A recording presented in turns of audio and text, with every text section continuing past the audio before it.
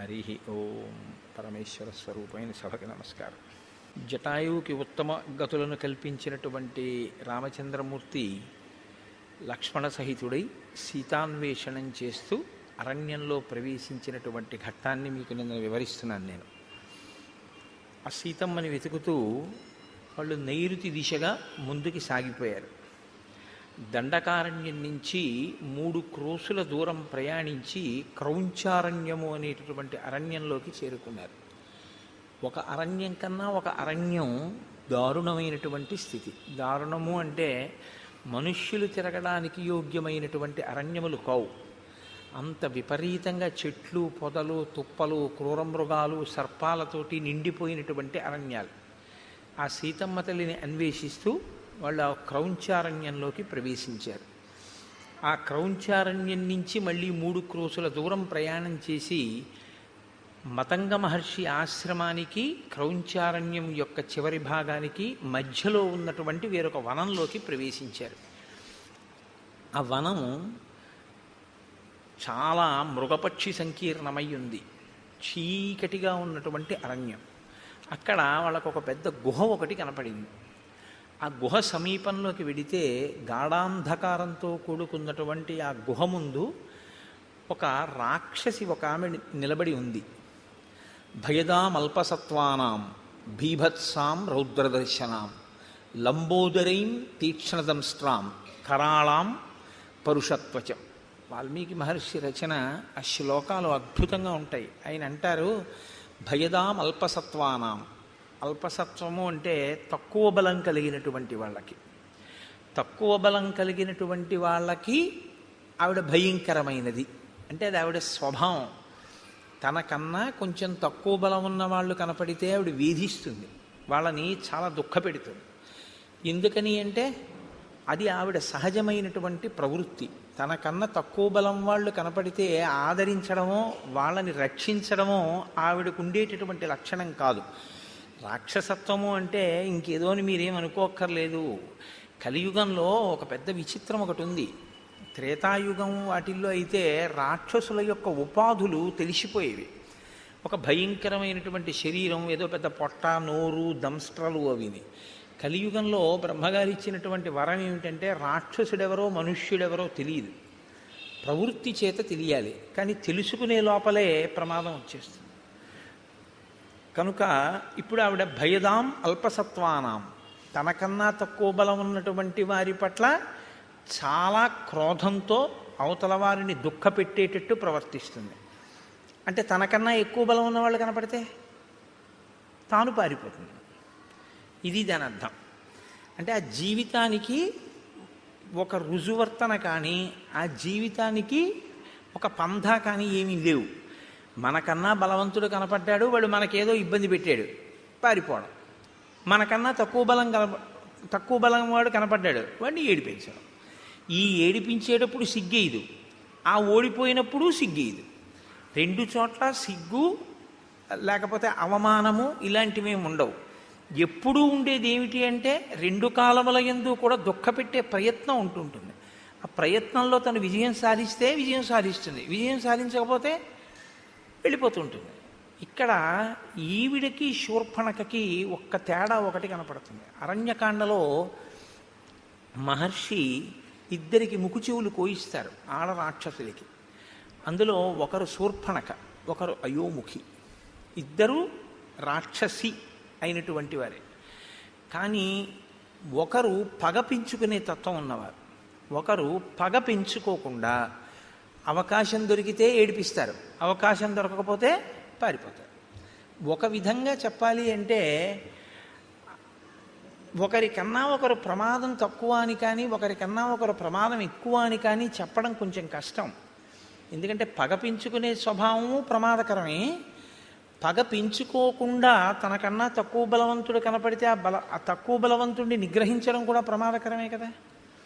ఎక్కువ బలవంతులు కదా అని చెప్పి వచ్చి వాళ్ళకి ఏమైనా వాళ్ళు వచ్చి వీళ్ళని ఇబ్బంది పెడితే వాళ్ళు అప్పటికి పారిపోతారు.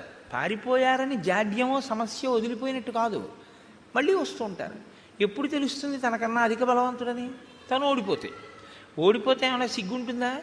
ఏమీ ఉండదు, మళ్ళీ వెళ్ళిపోతుంది. మళ్ళీ ఎప్పుడు వస్తుంది, మళ్ళీ ఇంకోటి దొరికితే మళ్ళీ వస్తుంది, మళ్ళీ వాడు అధిక బలవంతుడైతే మళ్ళీ వెళ్ళిపోతుంది, తక్కువ బలవంతుడైతే ఇబ్బంది పెడుతుంది.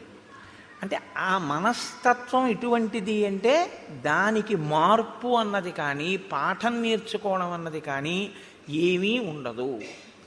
సమాజంలో తాను తిరుగుతూ సమాజంలో ఉండేటటువంటి వ్యక్తులతో తాను ప్రతిరోజు సమన్వయం అవుతూ కూడా తాను ఏ పాఠాన్ని తన జీవితంలో జరిగినటువంటి సంఘటనల నుంచి నేర్చుకోకుండా ఒకే రకమైన మోసపోసిన జీవితంతో బతికేస్తూ అవకాశం దొరికినప్పుడు నేను గొప్పవాణ్ణని, అవకాశం లేనప్పుడు తను తక్కువవాణ్ణన్న బాధ లేకుండా పారిపోయేటటువంటి మనస్థితితో సరిపెట్టుకోగలిగినటువంటి స్థితి ఉన్నవాళ్ళు ఎవరైనా అయోముఖీతత్వంలోకే వస్తారు. అంతకన్నా ఇంకా కొంచెం చెప్పడం కష్టం. మీకు సమాజంలో ఇటువంటి వాళ్ళు ఉండరని మీరు అనుకుంటున్నారా? చాలామంది ఉంటారు. బలవంతుడు కనపడితే ఓడిపోతారు, వాళ్ళకేం సిగ్గు ఉండదు. నిన్ననింత మన ఎదురుగుండా వాళ్ళకి జరిగిన అవమానానికి మనం సిగ్గుపడతాం. అరే నిజంగా రేపు ఎలా తలెత్తుకు తిరుగుతాడరా, ఎలా కనపడతాడరా, మళ్ళీని ఇంత అవమానం పొందాడు నిన్న అని. ఆయన తర్వాత రోజు పొద్దున్న ఎలా వస్తాడో తెలుసా? అసలు ఆ సంఘటనే జరగనట్టు వస్తాడు ఆయన. చాలామంది ఉంటారు ఇలాగా. అంటే పేర్లు పెట్టి చెప్పడం బాగుండదు, మీరు గ్రహించగలరు. ఉద్ధతితో ప్రవర్తిస్తారు, ఎక్కడో దెబ్బతింటారు. తిని సిగ్గుపడడం ఏమీ ఉండదు. మనకన్నా చాలా సంతోషంగా ఉంటాడు ఆయన. అదేంటి అవమానం పడ్డాడు కదా, నేను రాత్రి నిద్రపోన్నాడు పాపం కుమిలిపోతున్నాడేమో అని మీరు పలకరించడానికి వెళ్ళారనుకోండి, ఆయన మిమ్మల్ని ఎలా పలకరిస్తాడో తెలుసా? అంత బాధపడతాం ఎందుకో దానికి అంటాడు. మన అడుగుతాడు బాధపడతాం ఎందుకు దానికి, అది పెద్ద విశేషమే ఉంది అంటాడు. ఒకవేళ అతను విజయం సాధించాడు అనుకోండి, మీరు అసలు పట్టుకొనే లేరు. ఈ మనఃప్రవృత్తి అత్యంత ప్రమాదకరం. అది ఎప్పటికీ ఏమీ తెలుసుకోలేదు. వీళ్ళ వల్ల ప్రమాదం ఎక్కడొస్తుందంటే వాళ్ళకేం ఉండదు. వాళ్ళకి ఒక రకంగా వాళ్ళకి ఏమిటంటే ఎప్పుడూ అలాగే గడిపేస్తూ జీవితాన్ని జీవించేస్తూ ఉంటారు. వాళ్ళని అంటిపెట్టుకుని ఉన్న వాళ్ళకి చాలా కష్టంగా ఉంటుంది. ఏంట్రా వీడికి మానవమానాలు లేవు, వీడితో ఉండడం. ఆయనకు కొడుకున్నాడు అనుకోండి, ఆ కొడుక్కి మానవమానాలు ఉన్నాయనుకోండి, ఆయన చాలా ఇబ్బంది పడతాడు. మా నాన్నగారు చెప్పలేడు తండ్రికి, మా నాన్నగారు ఏమీ తెలుసుకోరు, ఎప్పుడూ ఇలాగే ప్రవర్తిస్తారు. ఇది చాలా కష్టంగా ఉంది అని తను బరువు అవుతూ ఉంటాడు. తను బరువు అయ్యేటటువంటి పరిస్థితి మంచి ప్రవర్తన కాదు. అది దిద్దుకోవాలి, ఎవరైనా సరే దిద్దుకోవలసి ఉంటుంది దాన్ని. శ్రీరామాయణం కేవలం ఒక జరిగిపోయినటువంటి కథ అని మీరు వినాలి అనుకుంటే, రామచంద్రమూర్తి ఒక నరుడిగా అవతారాన్ని స్వీకరించి ఈ పాత్రలన్నిటితోటి సమన్వయం కావలసినటువంటి అవసరం ఆయనకి లేదు.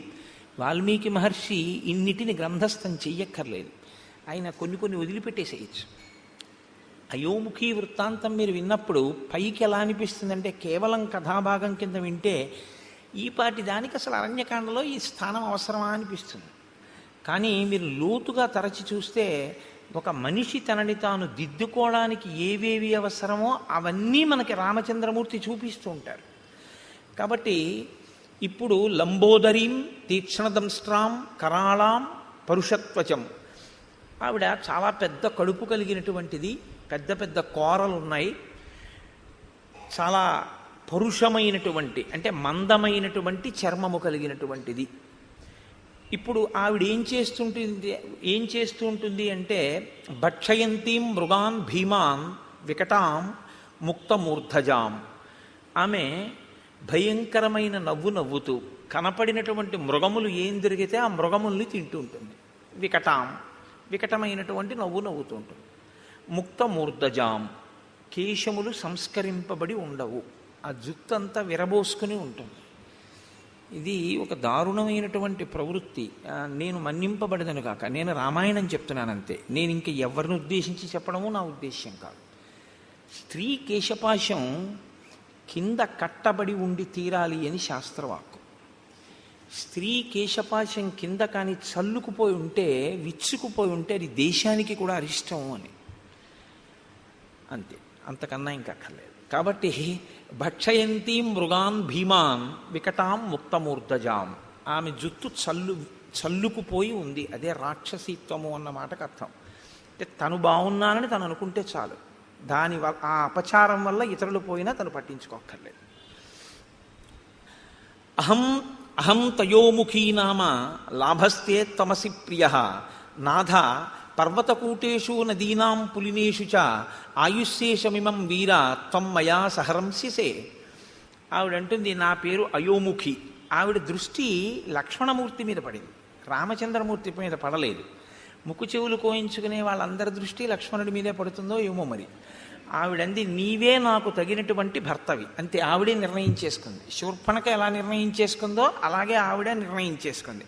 కాబట్టి ఇక నువ్వు శేష జీవితం అంతా కూడా సంతోషంగా నాతో ఆ నదుల యొక్క ఒడ్ల యందు పర్వత శిఖరముల యందు విహరిస్తూ సంతోషంగా గడుపుదువుగానివి. కాబట్టి నువ్వు నాతో సంతోషంగా గడపడం కోసం రా, మన ఇద్దరం భార్యాభర్తలమై గడుపుదాం అని ఆమె లక్ష్మణుణ్ణి పట్టుకుంది. పట్టుకుంటే ఏవ ముక్తస్తు కుపిత ఖడ్గముద్ధృత్య లక్ష్మణ కర్ణనాశే స్తనౌ చాస్య నిచకర్తారి సూదన. ఆ పట్టుకున్నటువంటి అయోముఖి యొక్క ముక్కు, చెవులు, స్తనములు వీటిని తన కత్తి పెట్టి ఆయన తెగ కోసేసాడు. తెగ కోసేస్తే ఆవిడ లక్ష్మణుణ్ణి విడిచిపెట్టేసింది. విడిచిపెట్టేసి అరణ్యంలోకి పెద్ద రవం చేస్తూ ఏడుస్తూ నెత్తురు కారిపోతూ పరిగెత్తుకుంటూ వెళ్ళిపోయింది. అంటే యుక్తాయుక్త విచక్షణ లేనటువంటి నడవడితో తాను కామిస్తే చాలు, ఇతరుల యొక్క అభిప్రాయముతో సంబంధం లేకుండా బలవంతులు కనపడితే పరాభవింపబడి, బలహీనులైతే తననుకున్న కామాన్ని చెల్లించుకుంటూ జీవితం గడపగలిగినటువంటి నీచమైన ప్రవృత్తి కలిగినటువంటి స్థితిలో ఉన్న ఒక ప్రాణి. కాబట్టి ఇక అయోముఖి ఈ కాండలో ఏం మనకు కనపడది ఆవిడ. కాబట్టి ఆవిడ అలా ఏడుస్తూ వెళ్ళిపోయింది. ఎందుకు శ్రీరామాయణంలో ఈ పాత్ర కనపడింది అన్నదాన్ని మీరు గమనించవలసి ఉంటుంది. మొదట శూర్పణఖకి ముక్కు చెవులు తెగిపోతాయి, ఇక్కడ అయోముఖికి ముక్కు చెవులు తెగిపోతాయి. కానీ ముక్కు చెవులు తెగితే మనం ఉలిక్కి పడతాం. ఎందుకంటే శ్రీరామాయణంలో అరణ్యకాండ మొదట్లో ఒక ఆడదాని ముక్కు చెవులు ఇలా కామంతో వస్తేనే కోసిన కారణానికి సీతాపహరణం జరిగింది. ఇప్పుడు మళ్ళీ కోశాడు, ఏమవుతుందో అని అనిపిస్తుంది. కానీ ఏమవదు, అయోముఖి వెళ్ళిపోయింది. కాబట్టి ఈ రెండిటి మధ్యలో ఉండేటటువంటి తేడాని మీరు గమనించవలసి. ఆవిడది పగ, ఈవిడిది పగా ప్రతీకారము పెంచుకుని సాధించేటటువంటి మనస్తత్వం కాదు. లక్ష్మణస్తు మహాతేజా సత్వవాన్ శీలవాన్ శుచి అబ్రవీత్ ప్రాంజలిర్వాక్యం భ్రాతరం దీప్త తేజసం. మీరు శ్రీరామాయణాన్ని చదివేటప్పుడు చాలా ధర్మ సూక్ష్మములను గ్రహించవలసి ఉంటుంది. చాలా అందంగా ఉంటుంది రామాయణం. అందుకే రామాయణం జీర్ణమైతే అన్నగారిని గౌరవించే తమ్ముడు కనపడితే మీకు ఒంట్లో పులకింత వస్తుంది. లక్ష్మణస్తు మహాతేజా సత్వవాన్ శీలవాన్ శుచి. ఆయన రామచంద్రమూర్తితో మాట్లాడుతున్నాడు. ఎవరు? లక్ష్మణుడు. అయోముఖి పారిపోయింది, ఇద్దరూ నడుస్తున్నారు. ఇప్పుడు అకస్మాత్తుగా ఆయనకి ఏదో రాముడితో మాట్లాడాలి అని అనిపించింది. ఎలా మాట్లాడేటో తెలుసా అండి? ఇలా ఎడంచేతో రామ అని పిలిచి కూడా మాట్లాడాలంటే. కానీ ఆయన ఎలా మాట్లాడాడంటే అబ్రవీత్ ప్రాంజలిర్వాక్యం. ఆయన మాట్లాడేటప్పుడు అంజలి ఘటించి రాముడితోటి అన్నయ్య అని ఇలా నమస్కారం చేసి మాట్లాడతాడు. ఎందుకంటే చాలా చోట్ల చెప్పుకున్నాడు లక్ష్మణుడు, నేను రాముణ్ణి అన్నగా చూడను, రాముణ్ణి నా గురువుగా చూస్తాను. అందుకని ఎప్పుడూ అంత గౌరవంతోనూ ఉంటాడు. అందుకే రామాయణం బాగా అనుభవించకుండా రామాయణంలోది ఏదీ గీసే ప్రయత్నం చేయకూడదు. అలా ప్రయత్నం చేస్తే ఏమవుతుందో తెలుసా అండి? చూసిన వాళ్ళకి అలా ఉంటాయిలా ఉంది అందులో ఉన్న వ్యక్తిత్వాలు అని అనిపిస్తుంది. శబరి పళ్ళు తీసుకొచ్చి రాముడికి పెడుతుంటే రాముడు పుచ్చుకుంటుంటే రాముడు కూర్చున్న అరుగు మీద లక్ష్మణుడు ఎడంకాలు ఎత్తి పెట్టినట్టుగా ఉందనుకోండి ఒక ఫోటో. అలా ఉంటాడా ఎప్పుడైనా లక్ష్మణుడు? అవి ఏమవుతాయంటే చూసే వాళ్ళ హృదయాల్లో తప్పు భావాలు నింపుతాయి. కాబట్టి శ్రీరామాయణాన్ని జాగ్రత్తగా గమనించవలసి ఉంటుంది. గమనించకుండా చేతిలో కళ ఉండడం వేరు, రామాయణాన్ని గీయడం వేరు. రామాయణాన్ని గీయాలి అంటే రామాయణం చదివి రామాయణం గురించి కొంత అధికారం ఉండాలి. రామాయణంలో ఉండేటటువంటి వ్యక్తిత్వాలు బహు విశిష్టమైనవి. అంత విశిష్టమైనటువంటిది. అందులో అటువంటి ఘట్టాల గురించి ఏదైనా కూర్పు చేస్తే చాలా జాగ్రత్తగా ఉండాలి. కాబట్టి నేను దేన్ని దృష్టిలో పెట్టుకున్నానో మీరు గమనించి ఉంటారు. కాబట్టి ఇప్పుడు అబ్రవీత్ ప్రాంజలిర్వాక్యం భ్రాతరం దీప్త తేజసం, అంజలి ఘటించి రామచంద్రమూర్తితో మాట్లాడుతున్నాడు. స్పందతే మే దృఢం బాహు ఉద్విగ్నమివ మే మనః ప్రాయశ్చాప్యనిష్టాని నిమిత్తాన్యుపలక్షయే. నేను మీతో తరచూ ప్రస్తావన చేస్తూ ఉంటాను. శ్రీరామాయణం ఒక ధర్మశాస్త్రం, శ్రీరామాయణం పరిపాలనా శాస్త్రం, శ్రీరామాయణం జ్యోతిష శాస్త్రం, శ్రీరామాయణం శకున శాస్త్రం. మీరు ఎలా చూస్తే రామాయణం మీకు అలా కనపడుతుంది కాదు. పక్షుల గురించి తెలుసుకోవాలా, రామాయణం చదవచ్చు. పర్వతాల గురించి తెలుసుకోవాలా, రామాయణం చదవచ్చు. భౌగోళిక శాస్త్రం పరిశీలనం చేయాలా, రామాయణం తెలుసుకోవచ్చు. మృగముల గురించి తెలుసుకోవాలా, శ్రీరామాయణం చదువుకోవచ్చు. మీరు ఏది తెలుసుకోవాలన్నా రామాయణం చదువుకుంటే మీకు అందులో తెలియని ఉండవు. ప్రతి శ్లోకము అమృత భాండమే. ప్రతి శ్లోకంలో మహర్షి సందేశాన్ని నింపి ఉంచుతారు. అందుకే ఆయన ఈయనతో మాట్లాడాడు అని ఆయన చెప్పరు. అలా చెప్పడం చాలా తేలిక. అలా చెప్పరు. మాట్లాడేటప్పుడు ఎలా నిలబడి మాట్లాడాడు చెప్తారు. ఒక ఆయన వచ్చాడు, ఎవరు ముందు లేచారు, ఎవరు తర్వాత లేచారు, ఎవరు ఎవరికి అర్ఘ్యం ఇచ్చారు, పాద్యం ఇచ్చారు, ఎవరు ఎవరితో ఏ ప్రశ్న వేశారు, ఎవరు ఎలా జవాబు చెప్పారు.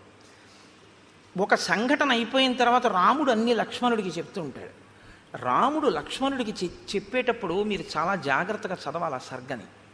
అందులో ఒక అత్యుత్తమమైనటువంటి సందేశం ఒకటి ఉంటుంది. రాముడు ఒక సర్గ చివర ఒక వ్యక్తితో తాను చూసి మాట్లాడి వెళ్ళిపోయేటప్పుడు లక్ష్మణుడితో చెప్తాడు, చూసావా లక్ష్మణ, ఇవాళ మనం ఇది చేశాం కదా, దీనివల్ల ఇది అన్నమాట ఫలితం అంటాడు. గురువుతో తిరిగేటటువంటి శిష్యుడికి అందే మహోత్కృష్టమైన ప్రయోజనం అదే. మీరు ఎన్నో శాస్త్రాలు మదిస్తే తప్ప అందనటువంటి విషయం అలవోకగా అందిపోతుంది. ఎందుచేతనంటే ఆయన అనుభవించి ఉన్నాడు, ఆయన చదివి ఉన్నాడు, ఆయన మీకు అలా అందించేస్తుంటాడు. ఆయన నడవడిని మీరు గమనిస్తుంటే చాలు, మీకు అవన్నీ అందిపోతుంటాయి, చాలా తేలిగ్గా అందిపోతుంటాయి. ఇది ఒక గురువు వెనకాతల ఉండేటటువంటి శిష్యుడికి ఎలా ఉంటుందో, ప్రాజ్ఞుడైన అన్నగారిని గురువుగా భావించి వెడుతున్నటువంటి లక్ష్మణుడికి అందుతున్న ఐశ్వర్యం అది.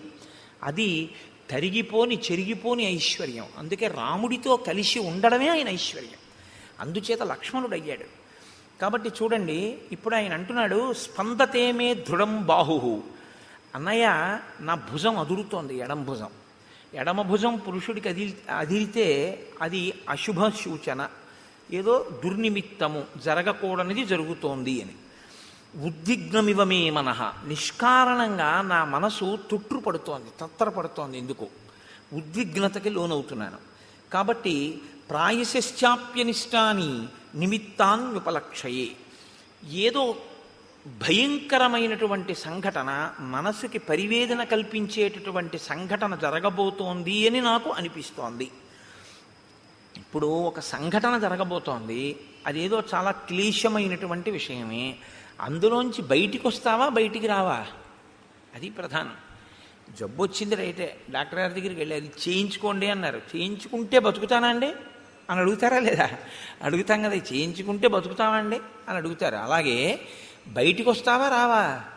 దుర్నిమిత్తం కనపడుతోంది, జరగకూడనిది జరుగుతోంది అని తెలుస్తోంది, బయటికి వస్తావా?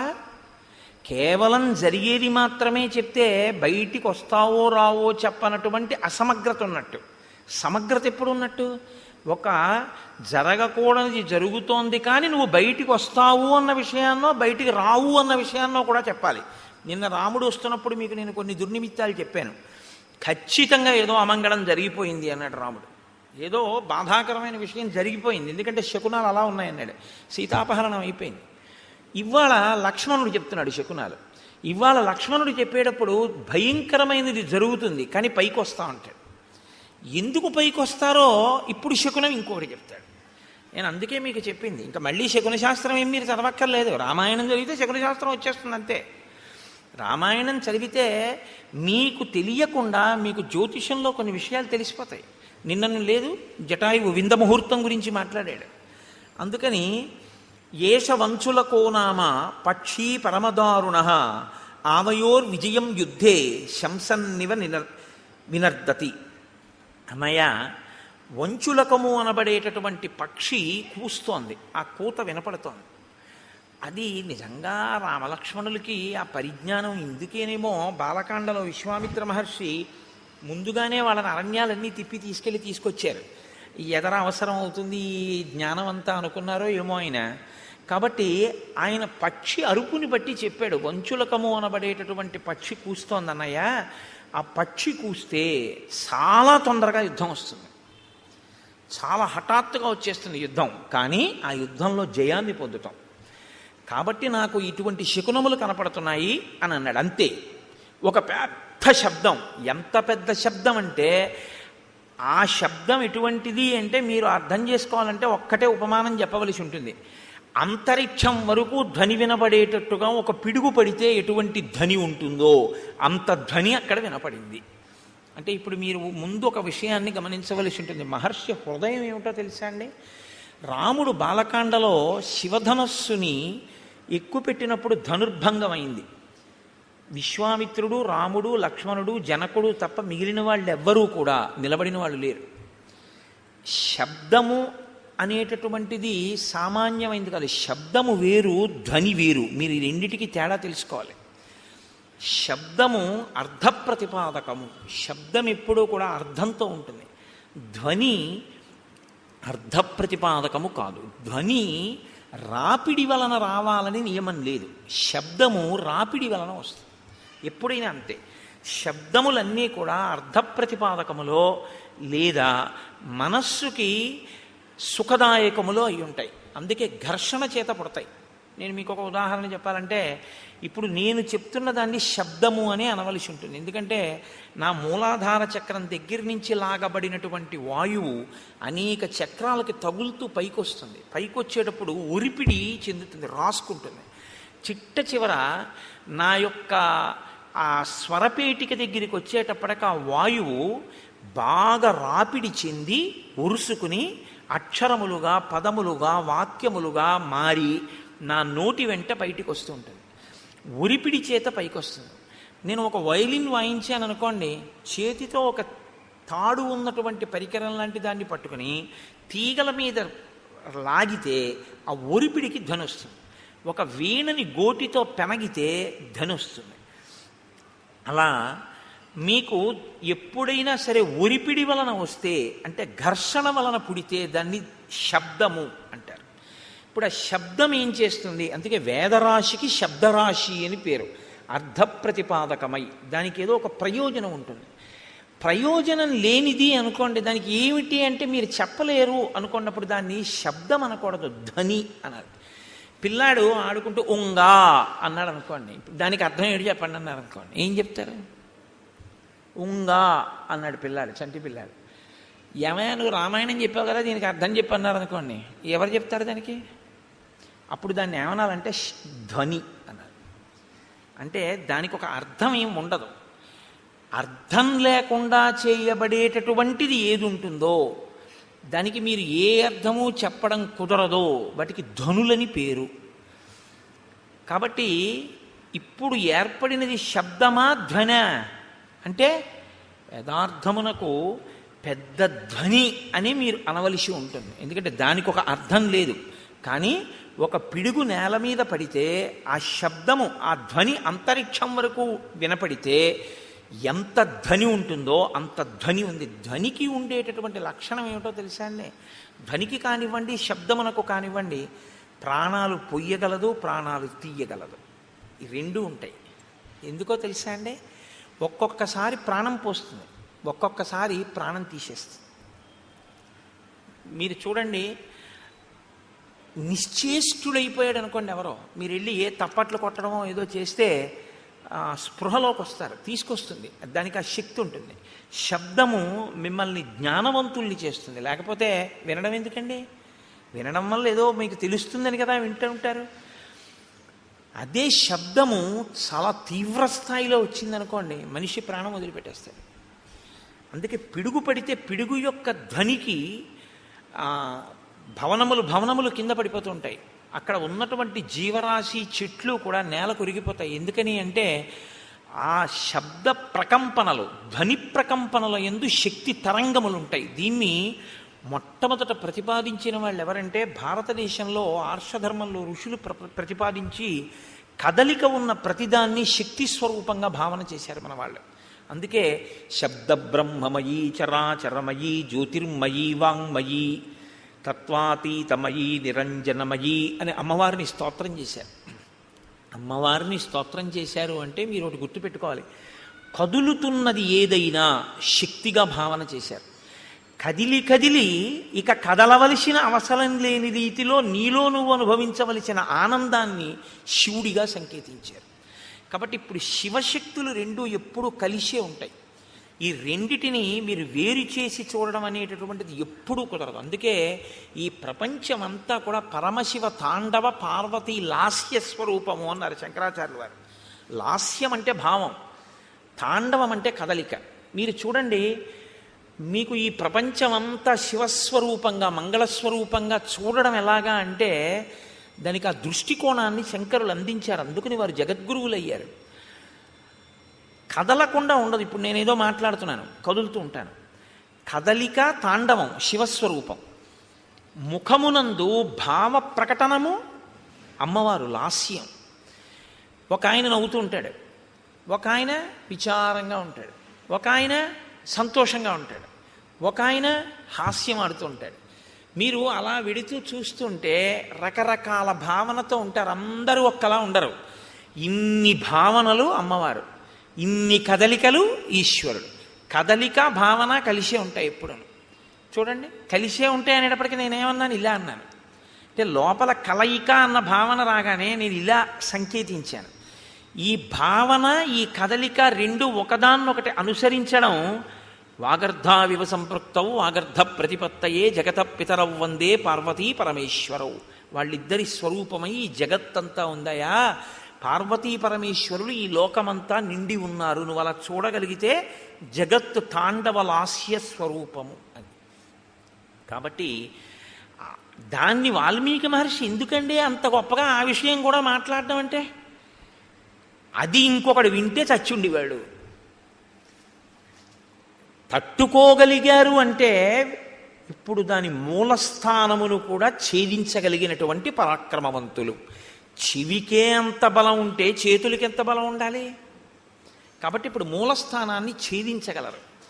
ఇది రామచంద్రమూర్తి యొక్క లక్ష్మణుని యొక్క వీర్యము, పరాక్రమము. మీతో నేను చాలా మార్లు మనవి చేస్తున్నాను, వీర్యం అన్న మాటకు అర్థం అదే. ఎదుట వస్తున్నటువంటి ఎదిరింపునకు లేదా తనతో తలపడుతున్నటువంటి స్థితిలో ఉన్న ఎదురుగుండా కనపడుతున్నటువంటి ప్రతిద్వంద్వియందు లోపల తాను చెక్కు చెదరక ఎదుటివాడిని చెక్కు చెదిరిపోయేటట్టు చెయ్యగలిగినటువంటి ప్రజ్ఞకి వీర్యమని పేరు. ఇది లోపల నిబిడీకృతమై ఉంటే పరాక్రమం అని పేరు. కాబట్టి ఇప్పుడు ఈ వీర్య పరాక్రమములు ఉన్నవారు కాబట్టి అందుకని అడిగారు వాల్మీకి మహర్షి, కోన్వస్మిన్ సంప్రదంలోకే గుణవాన్ కశ్చ వీర్యవాన్ ధర్మజ్ఞశ్చ కృతజ్ఞశ్చ సత్యవాక్యో దృఢవ్రతః చారిత్ర్యేణ చ కోయుక్తః సర్వభూతేషు కోహితః విద్వాన్ కః కస్సమర్థశ్చ కశ్చైక ప్రియదర్శనః ఆత్మవాన్ కో జితక్రోధో ద్యుతిమాన్ కో ననసూయక. ఇన్ని ప్రశ్నలు వేయడానికి కారణం అదే. కాబట్టి ఇప్పుడు వారు ఆ ధ్వనిని విని వాళ్ళు ఏమనుకున్నారంటే ఇంత పెద్ద ధ్వని ఎక్కడి నుంచి వచ్చింది అని ఆశ్చర్యపోయారు. వారు ఆశ్చర్యపోయే లోపలే వారికి ఎదురుగుండా ఒక స్వరూపం ఒకటి కనపడింది, ఒక పెద్ద ఆకారం ఒకటి కనపడింది. ఆకారము అన్న మాట నేను ఎందుకు అనవలసి ఉంటుందంటే,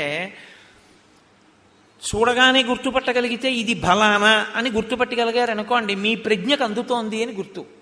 ఇలా చూస్తే మనిషి అన్నాను అనుకోండి, నా ప్రజ్ఞకు అందింది. జింక నా ప్రజ్ఞకు అందింది, లేడి నా ప్రజ్ఞకు అందింది, సర్పము నా ప్రజ్ఞకు అందింది. అసలు అటువంటి రూపు లోకంలో ఎక్కడా వర్ణింపబడలేదు, తాను చూడలేదు. నేను చూడకపోవచ్చు కానీ విన్నాను అనుకోండి తెలుస్తుంది. ఒక హంస నేను చూడలేదు కానీ హంస కనపడింది, ఇది హంస అనుకుంటానండి అంటాను. మళ్ళీ ఇదో విచిత్రం తెలుసా అండి, నామం ఉంటే రూపం ఉంటుంది, రూపం ఉంటే నామం ఉంటుంది, నామం రూపం కలిస్తే మాయ అవుతుంది. అదే విచిత్రం. శంకర భగవత్పాదుల యొక్క ప్రతిపాదనంతా దీని మీదే ఆధారపడింది. నామం ఉంటే రూపం ఉంటుంది, రూపం ఉంటే నామం ఉంటుంది. కోటేశ్వరరావు గారు అన్నారనుకోండి, మీకు వెంటనే నా రూపం మీ మనసులో అలా లీలగా కదులుతుంది. చూస్తున్నారుగా చాలా రోజుల నుంచి. కోటేశ్వరరావు అనబడేటప్పటికీ నేను ఇలా వస్తూ ఉంటే ఆ కోటేశ్వరరావు వస్తున్నారు అంటారు. అంటే నా రూపాన్ని నామంతో గుర్తిస్తారు. అలా ఇంకోళ్ళు వస్తున్నారు అనుకోండి, కోటేశ్వరరావు వచ్చారా అండి అన్నారనుకోండి ఎవరైనా కొత్త వాళ్ళ, ఆయన కాదండి రాలేదంటారు. నామము రూపము పక్క పక్కనే ఉంటాయి. కుండ అన్నాను అనుకోండి, కుండ ఎలా ఉంటుందో మీకు వెంటనే మనసు చూపిస్తుంది, ప్రొజెక్ట్ చేస్తుంది. అసలు నిజానికి మీరు పెట్టిన పేరు మీరు చూపించిన పదార్థము రెండు అసత్యాలు. దాన్ని కుండ అనకుండా కర్ర అని కొత్తగా పేరెడుతున్నానన్నా దానికి ఏం అభ్యంతరం ఏమి ఉండదు. రెండు, అది మట్టి యొక్క వికారం, అది అసలు నిజానికి దాని సత్యం అది కాదు. సరే, ఇప్పుడు నేను మళ్ళీ శాంకర సిద్ధాంతం మాయాది కాదు, కానీ నామరూపములు అదొక గమ్మత్తు. కాబట్టి మనసుకి ఉండేటటువంటి పరిమితి ఏమిటంటే తను వినన్నా ఉండాలి, తను చూసన్నా ఉండాలి.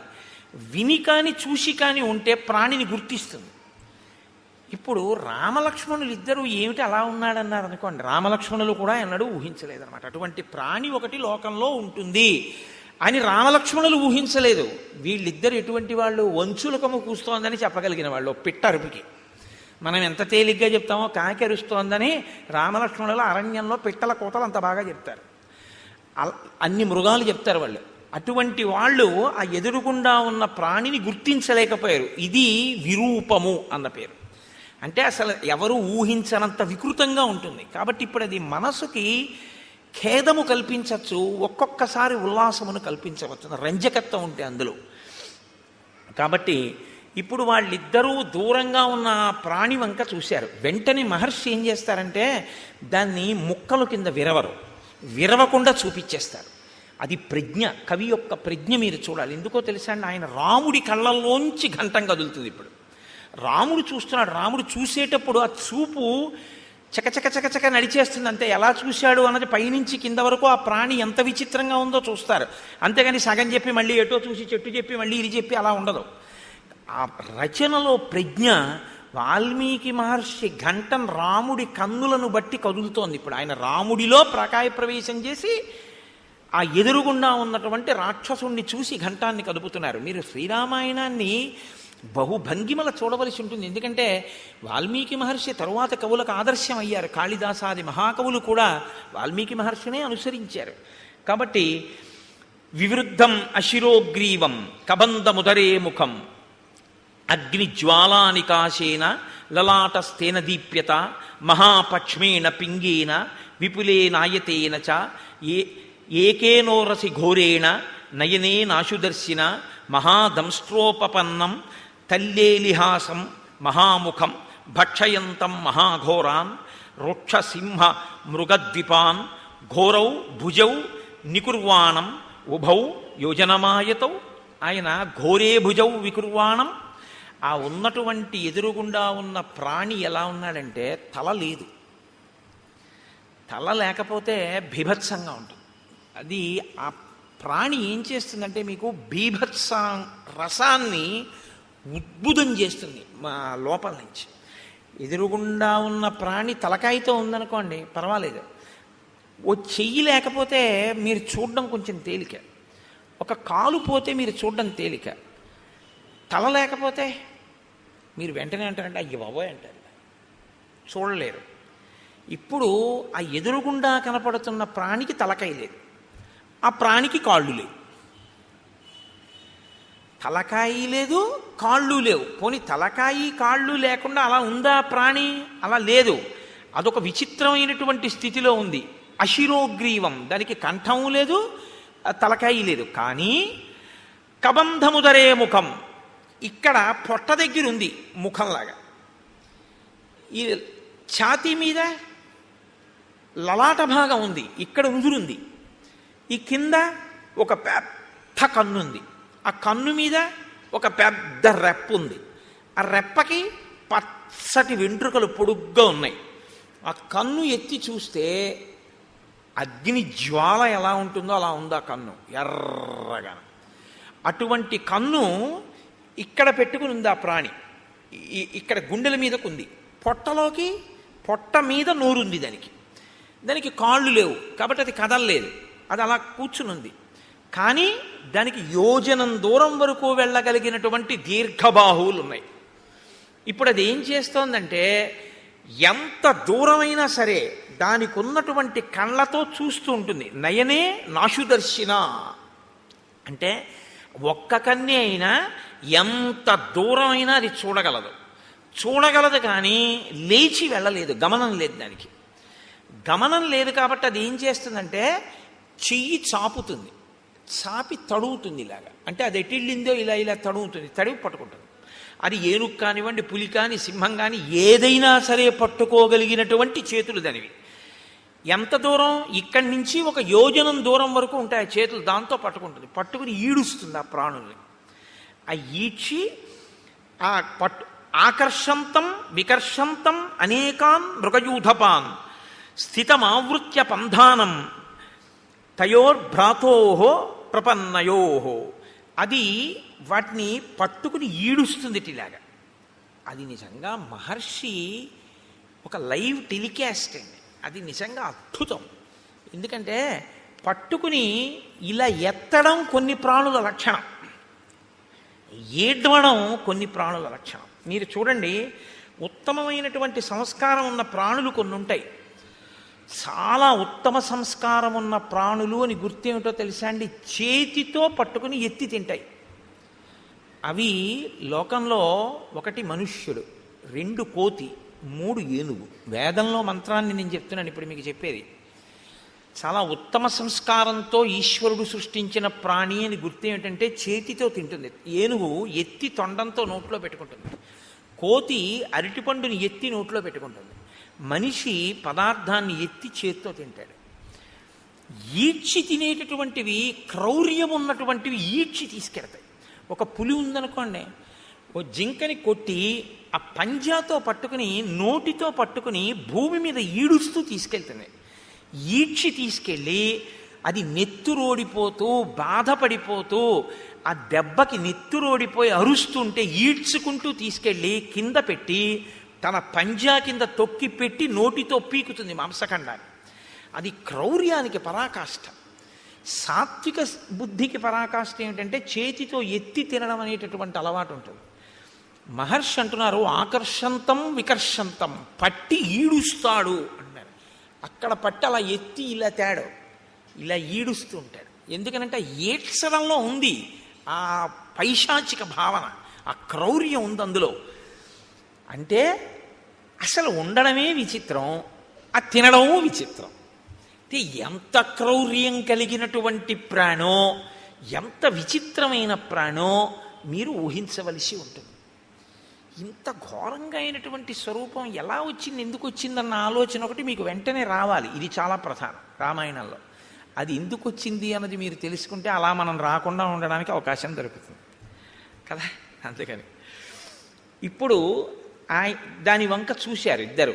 చూసేటప్పటికి అది వీళ్ళిద్దరిని పట్టుకుని ఇద్దరిని ఈడ్చేసింది దగ్గరికి. ఈడ్చేసి మీరు నాకు ఈశ్వరుడు ఇచ్చిన ఆహారం తినేస్తానని నోట్లో పడేసుకోవాలి కదా. మనకైతే ఇక్కడ, దానికి ఇక్కడే.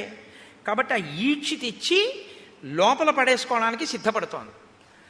వెంటనే లక్ష్మణుడు అన్నాడు, అన్నయ్య దీన్ని మనం ఉపేక్షించకూడదు, ఈ ప్రాణిని మనం చంపకూడదు అన్నాడు. నిజంగా శ్రీరామాయణం ధర్మశాస్త్రం అద్భుతం. అందుకు మహర్షి ప్రతి చిన్న విషయాన్ని కూడా రచనలో చూపిస్తారు. నిశ్చేష్టానాం వధో రాజన్ కుచ్చితో జగతీపతే క్రతు మధ్యోపనీతానాం పశూనామివ రాఘవ. లక్ష్మణుడు అంటున్నాడు, కదలిక లేని ప్రాణిని చంపకూడదు. ఎందుకంటే అది పారిపోవడానికి అవకాశం ఏది? పారిపోవడానికో, వెన్నిచ్చి పారిపోవడానికో, నీ మీద కలియబడ్డానికో దానికి అవకాశం ఉంటే నీ వీరత్వం చంపాలి. కదలలేని దాన్ని చంపడం ఏమిటి? బళిబళి మా బావ బల్లెమ్ము చేబూని పుల్లాకు తూట్లుగా పొడవలేదే అన్నట్టు కదలలేని ప్రాణిని చంపడం ఏంటి? కాబట్టి అన్నయ్య మనం చంపకూడదు దీన్ని. ఎంత ధర్మం అండి! ఇంకోడైతే ఈ ధర్మం కదో కాపాడింది, అందుకు కాదు అన్నాడు మారీచుడు. రామో విగ్రహవాన్ ధర్మ అన్నాడు.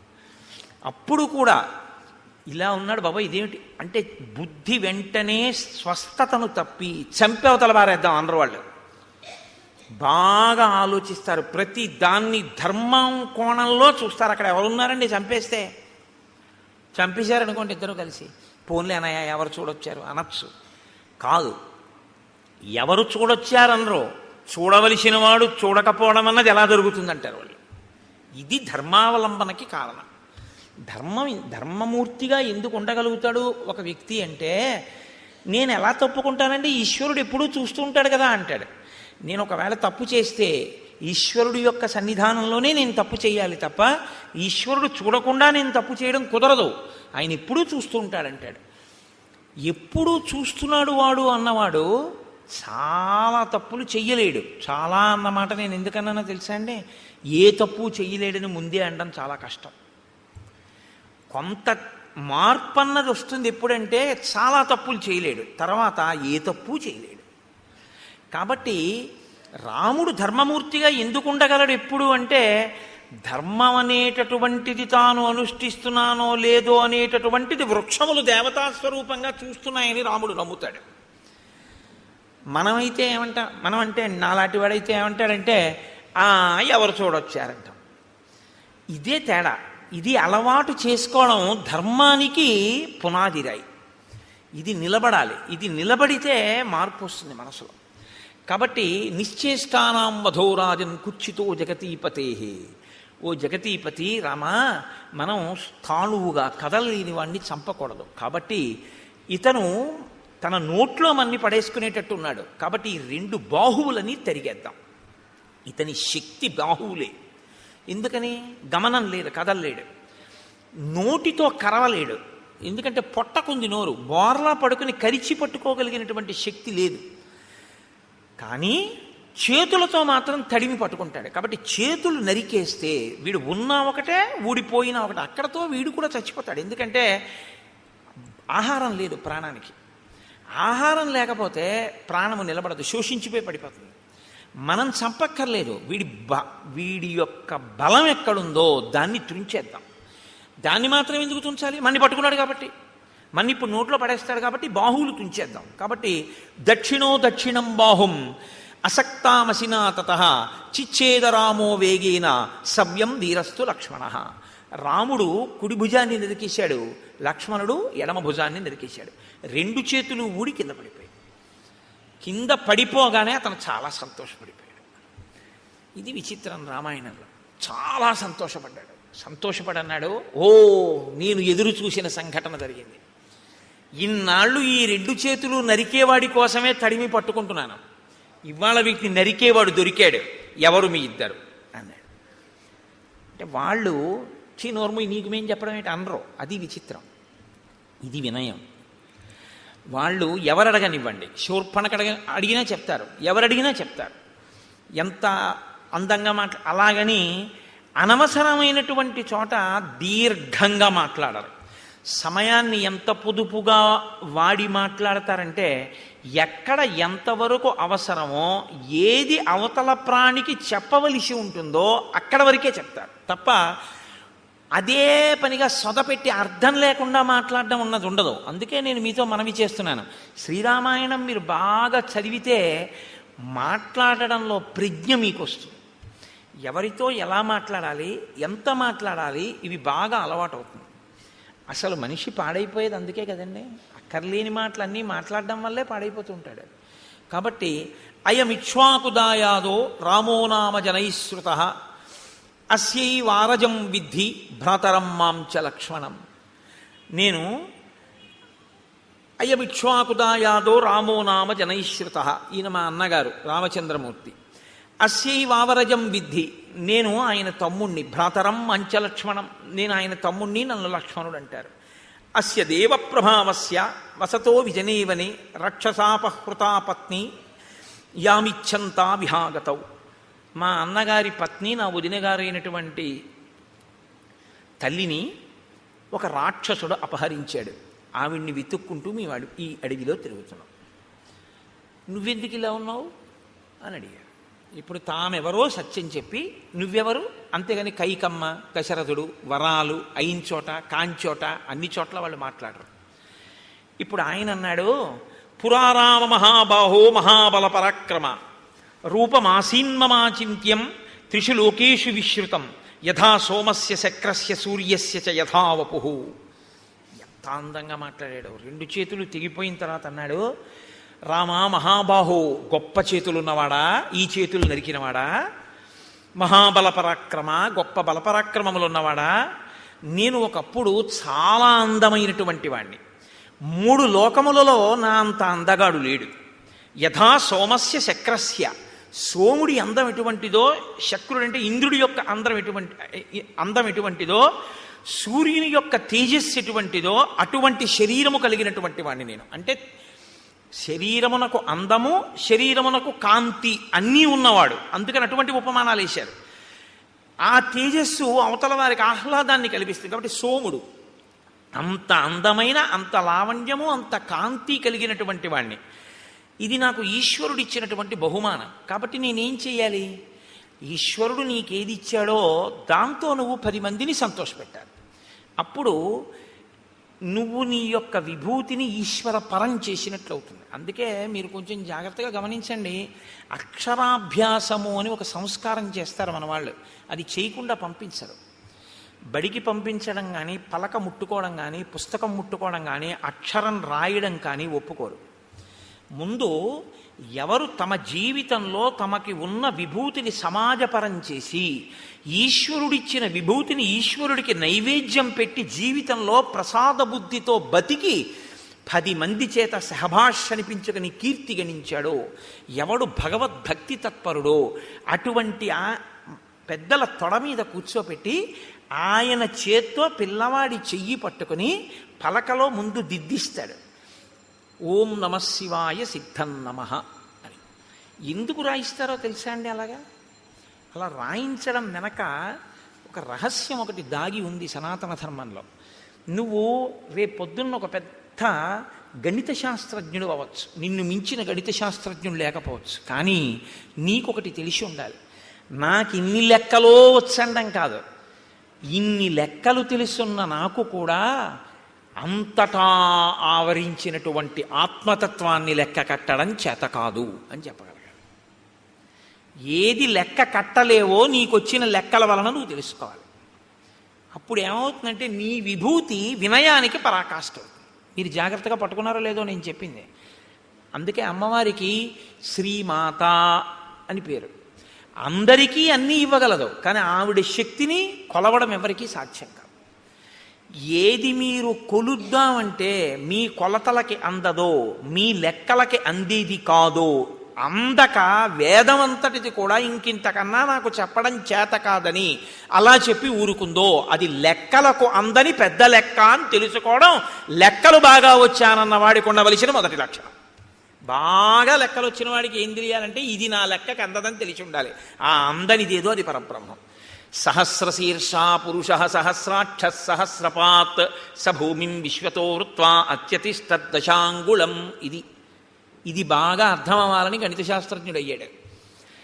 ఈ బ్రహ్మాండములన్నీ ఎంతవరకు ఉన్నాయని నువ్వు ఊహ చేస్తున్నావో, ఎందుకంటే నీ కంటికి అందవు, ఏదో నువ్వు లెక్క కట్టావు, కాంతి వేగం, శబ్ద వేగము, ధ్వని వేగము, ఇలాగా ఈ వేగంతో కొలిస్తే ఎంతవరకు ఉన్నాయని నువ్వు అనుకుంటున్నావో అంతకన్నా ఒక 10 అంగుళాల పై వరకు ఈశ్వరుడు ఉన్నాడు.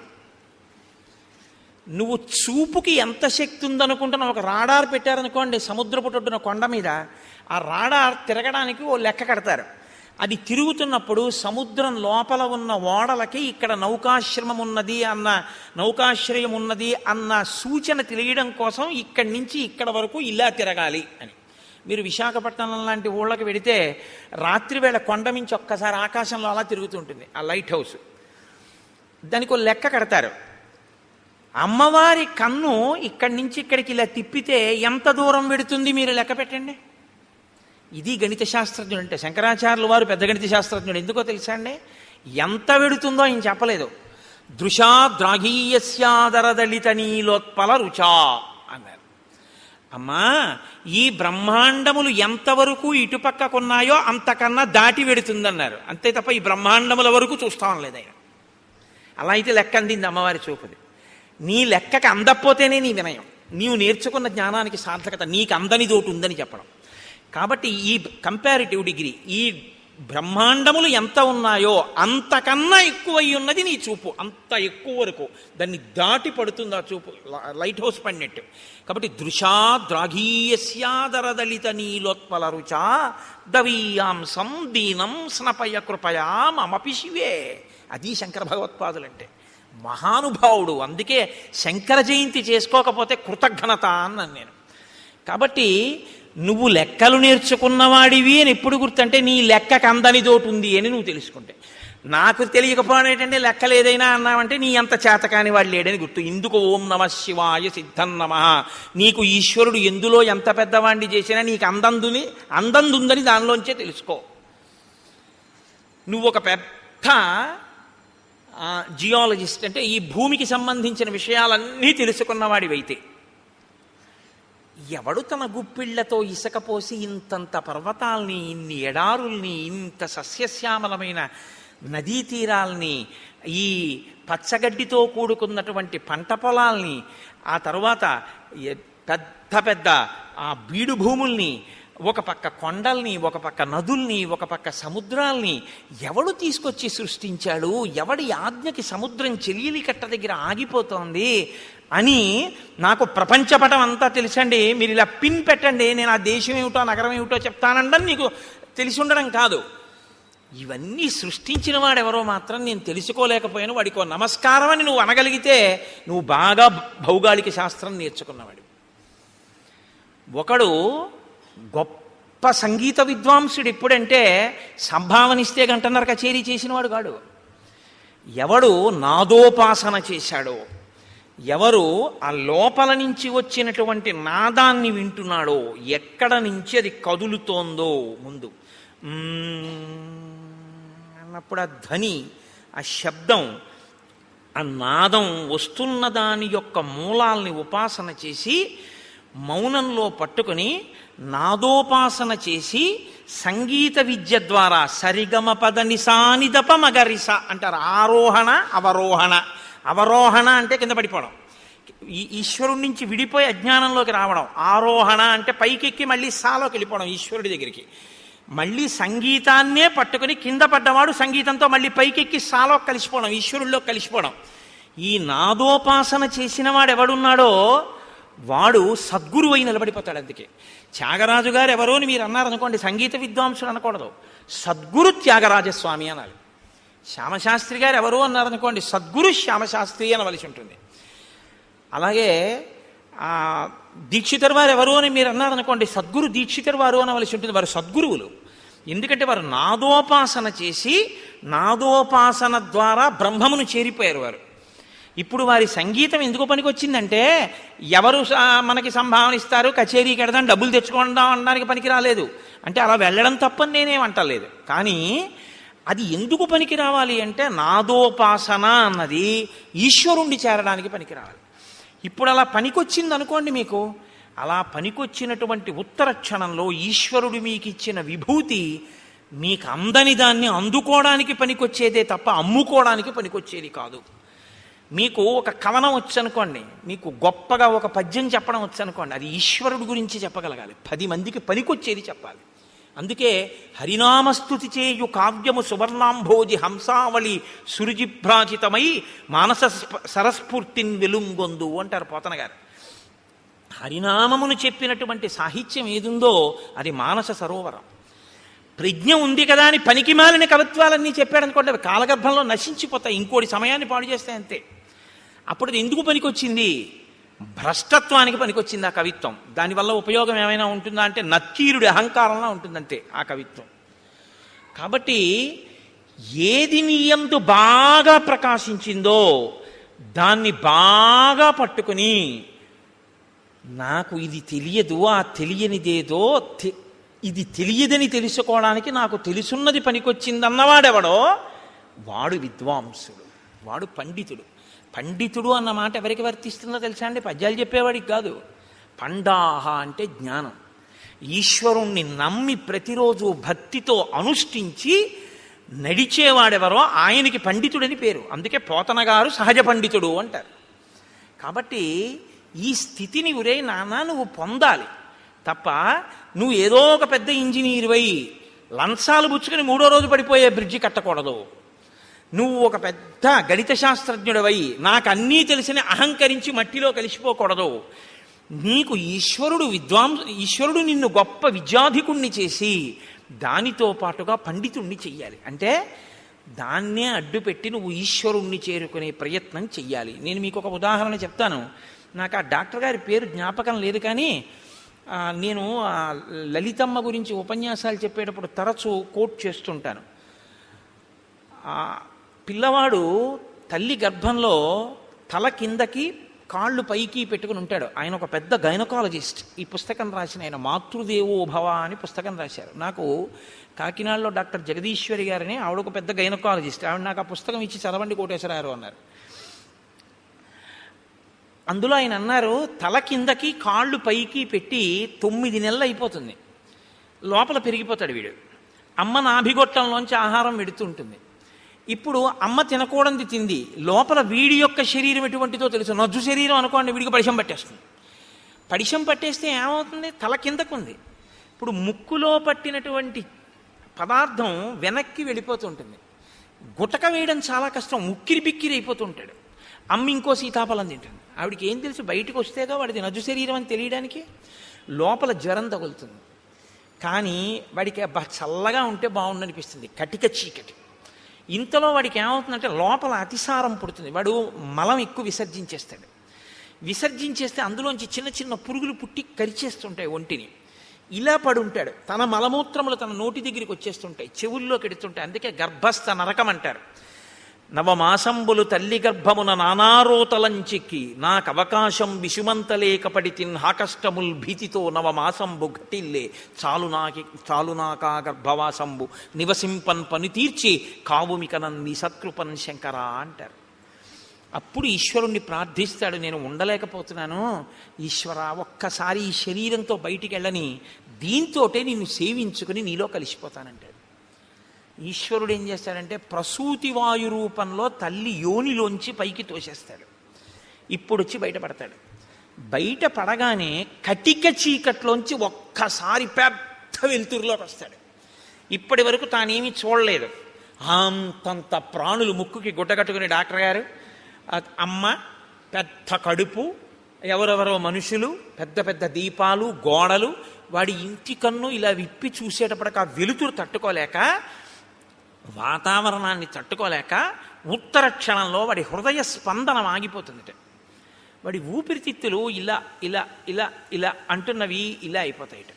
జీర్ణ వ్యవస్థ ఇలా సంకోచించిపోయి వాడి శరీరంలో ఉన్న మలమంతా గడ్డకట్టి వాడి ప్రాణోత్క్రమణం అయ్యే స్థితి వస్తుంది.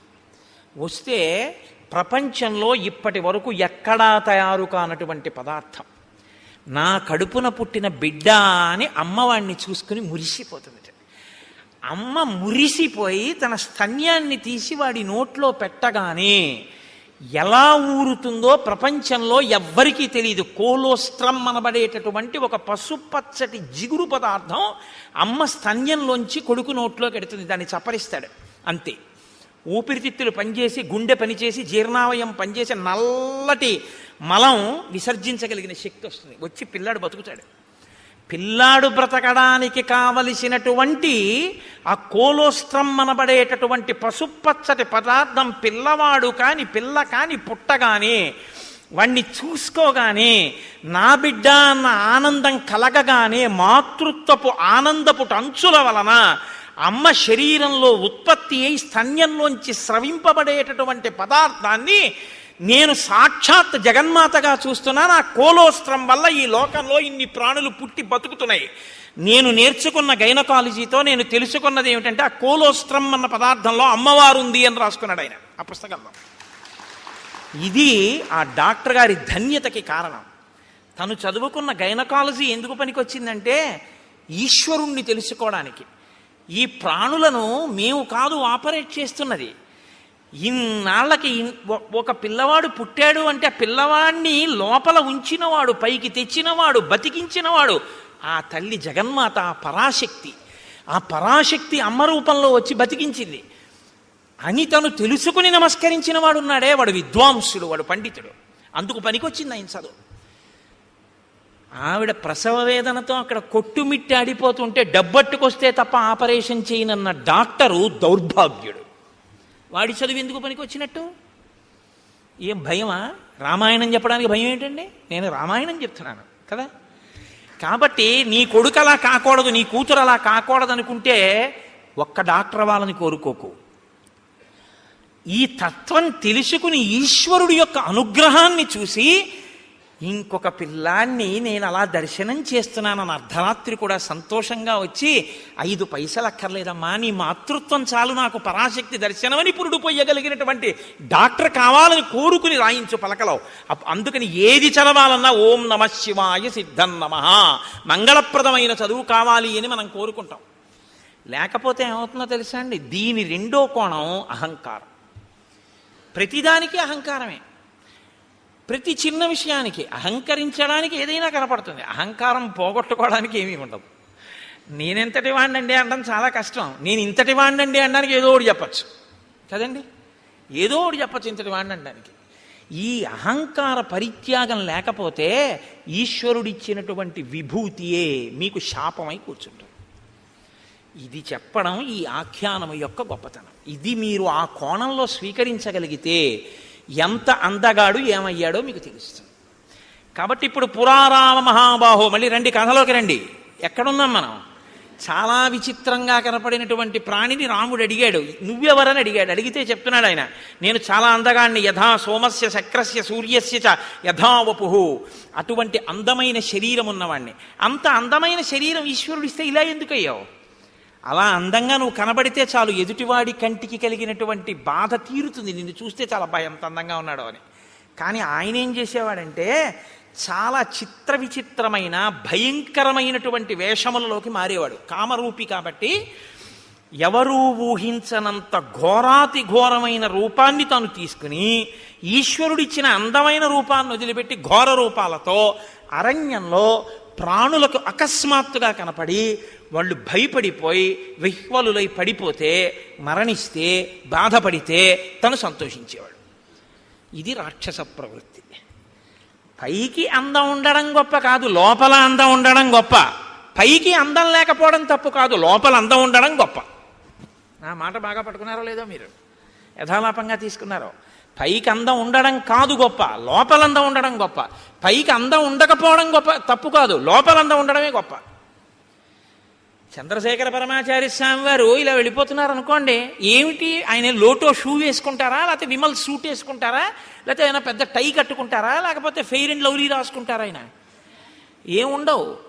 పాదచారి ఓ కాషాయ వస్త్రం కట్టుకుని ఇలా తలమించి వేసుకుని, ఇంత విభూతి పుండ్రాలు పెట్టుకుని, ఇంత బొట్టది కూడా గుండ్రంగా కూడా ఉండదు, అద్దుకున్నట్టు పెట్టేసుకుని, చేతిలో ఓ సత్యదండం పట్టుకుని, ఆయన ఓ కమండలం పట్టుకుని గబ్బ గబ్బ గబ్బ గబ్బ నడిచి వెళ్ళిపోతుంటారు. ఇప్పుడు నేను ఇలా చెప్తుంటే ఆయన ఇలా వచ్చారనుకోండి, అకస్మాత్తుగా ఉంటుందా ఆయన రామాయణ ప్రసంగం? లేచి గభాలను ఒక్కసారి స్వర్ణదండం పడ్డట్టు దెబ్బ తగిలితే తర్వాత చూద్దామని కింద పడిపోతానంతే. మీరంతే లేచి సభంతా కింద పడిపోతుంది. ఏ అందం చూసి గౌరవించారు? అందం కాదు, లోకాన్నంతటినీ రక్షించడం కోసం ఆయన చేసినటువంటి ప్రయత్నం. శంకరాచార్యుల వారి తర్వాత ఆసేతు హిమాచల పర్యంతం తిరిగి జ్ఞానబోధ చేసిన మహాపురుషుడైన కారణం చేత. కాబట్టి మీరు ఆయన పాదాల మీద పడిపోతారంతే. ఇప్పుడు అందం గొప్పదా, పై అందం గొప్పదా? లోపలి అందం గొప్పది.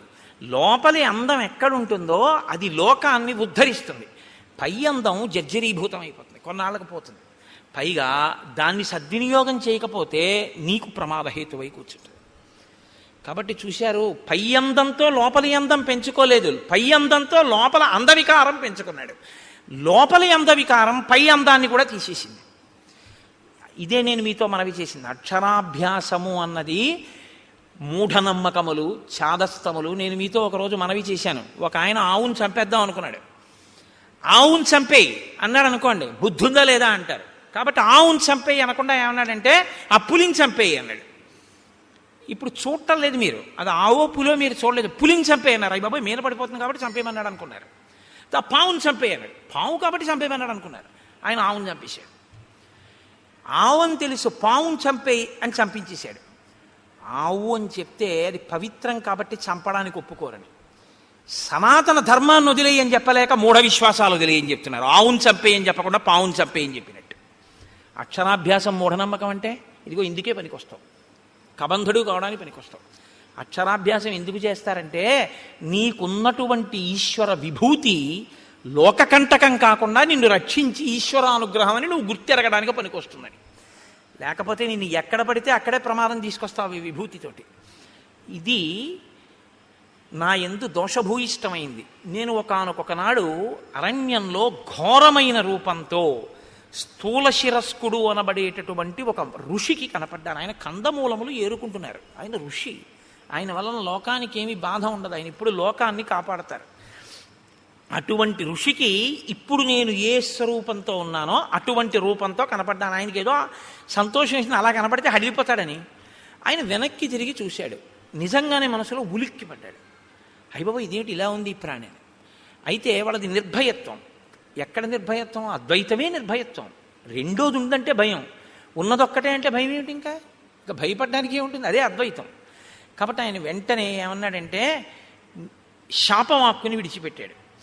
ఏతదేవ నృశంసంతే రూపమస్తు విగర్హితం. నీకు ఇటువంటి నింద్యమైనటువంటి రూపం కావాలనుకున్నావు. నృశంసం విగర్హితం, క్రూరమైన నింద్యమైన, రెండు మాటలు వేశాడు. ఈ రూపం ఎలా ఉంది? నింద్యంగా ఉంది, చూడ్డానికి అసహించుకునేటట్టుంది, ఘోరంగా ఉంది. చేతులు ఒక్కటి ఉండి ఏమిటి ఆ స్వరూపం ఏమిటి, ఆ కనపడడం ఏమిటి? అప్పటికి తలకాయ ఉంది ఆయనకి ఇంకాను. కాబట్టి నువ్వు ఇలాగే అరణ్యంలో పడి ఉండు అన్నాడు. ఇప్పుడు అసలు ఉన్న అందం పోయింది. ఇప్పుడు ఏం చేశాడు? ఉన్న అహంకారం అప్పుడు పోయింది. పోయి మహర్షి కాళ్ళ మీద పడ్డాడు. ఇప్పుడు మీరు నన్ను మాట అడగచ్చు ఏంటంటే, ఏమంటే మరి పాపం ఆ పాటి దానికి ఏదో బుద్ధి చెప్పాలి కానీ అలా బొత్తిగా శాపం ఇచ్చేయడం ఏమిటండి అంటే, మీరు జ్ఞాపకం పెట్టుకోండి, శాపం ఎప్పుడూ కూడా అనుగ్రహము. శాపవాక్కు అనరు, శాపానుగ్రహము అంటారు. దాని చేత మార్పు తీసుకొస్తారు తప్ప అలాగే పడి ఉండు అని అనరు. ఆ బాధ తెలిస్తే ఆ తరువాతి కాలంలో ఏమవుతాడంటే ఇంకెప్పుడూ ఇటువంటి తప్పు పని చేయకుండా లోకానికి ఉపకారం చేస్తాడు. ఇక లోకోపకారం మొదలు పెడతాడు. అవతలవాడి బాధ తన బాధగా స్వీకరించి అవతలవాడికి మాట సాయమో చేతి సాయమో ఏదో ఒక సాయం మొదలు పెడతాడు. ఈ ప్రవృత్తి ఎక్కడ రావాలంటే లోపల దిద్దుబాటు జరగాలి. లోపల దిద్దుబాటు జరగాలి అంటే కొంతకాలం కష్టపడాలి, తప్పదు. ఏళ్ళనాటి శని జాతకంలోకి వచ్చిందనుకోండి, ఎందుకు భయపడతారు? ఆయన కష్టపెడతాడు. శనైహి శనైహి చరహ, మెల్లమెల్లగా వెడుతూ కష్టపెడతాడు. కానీ ఆ కష్టపెట్టడం వల్ల ఏమవుతుందో తెలుసా అండి? గొప్ప పరిణతి వస్తుంది, గొప్ప అనుభవం వస్తుంది.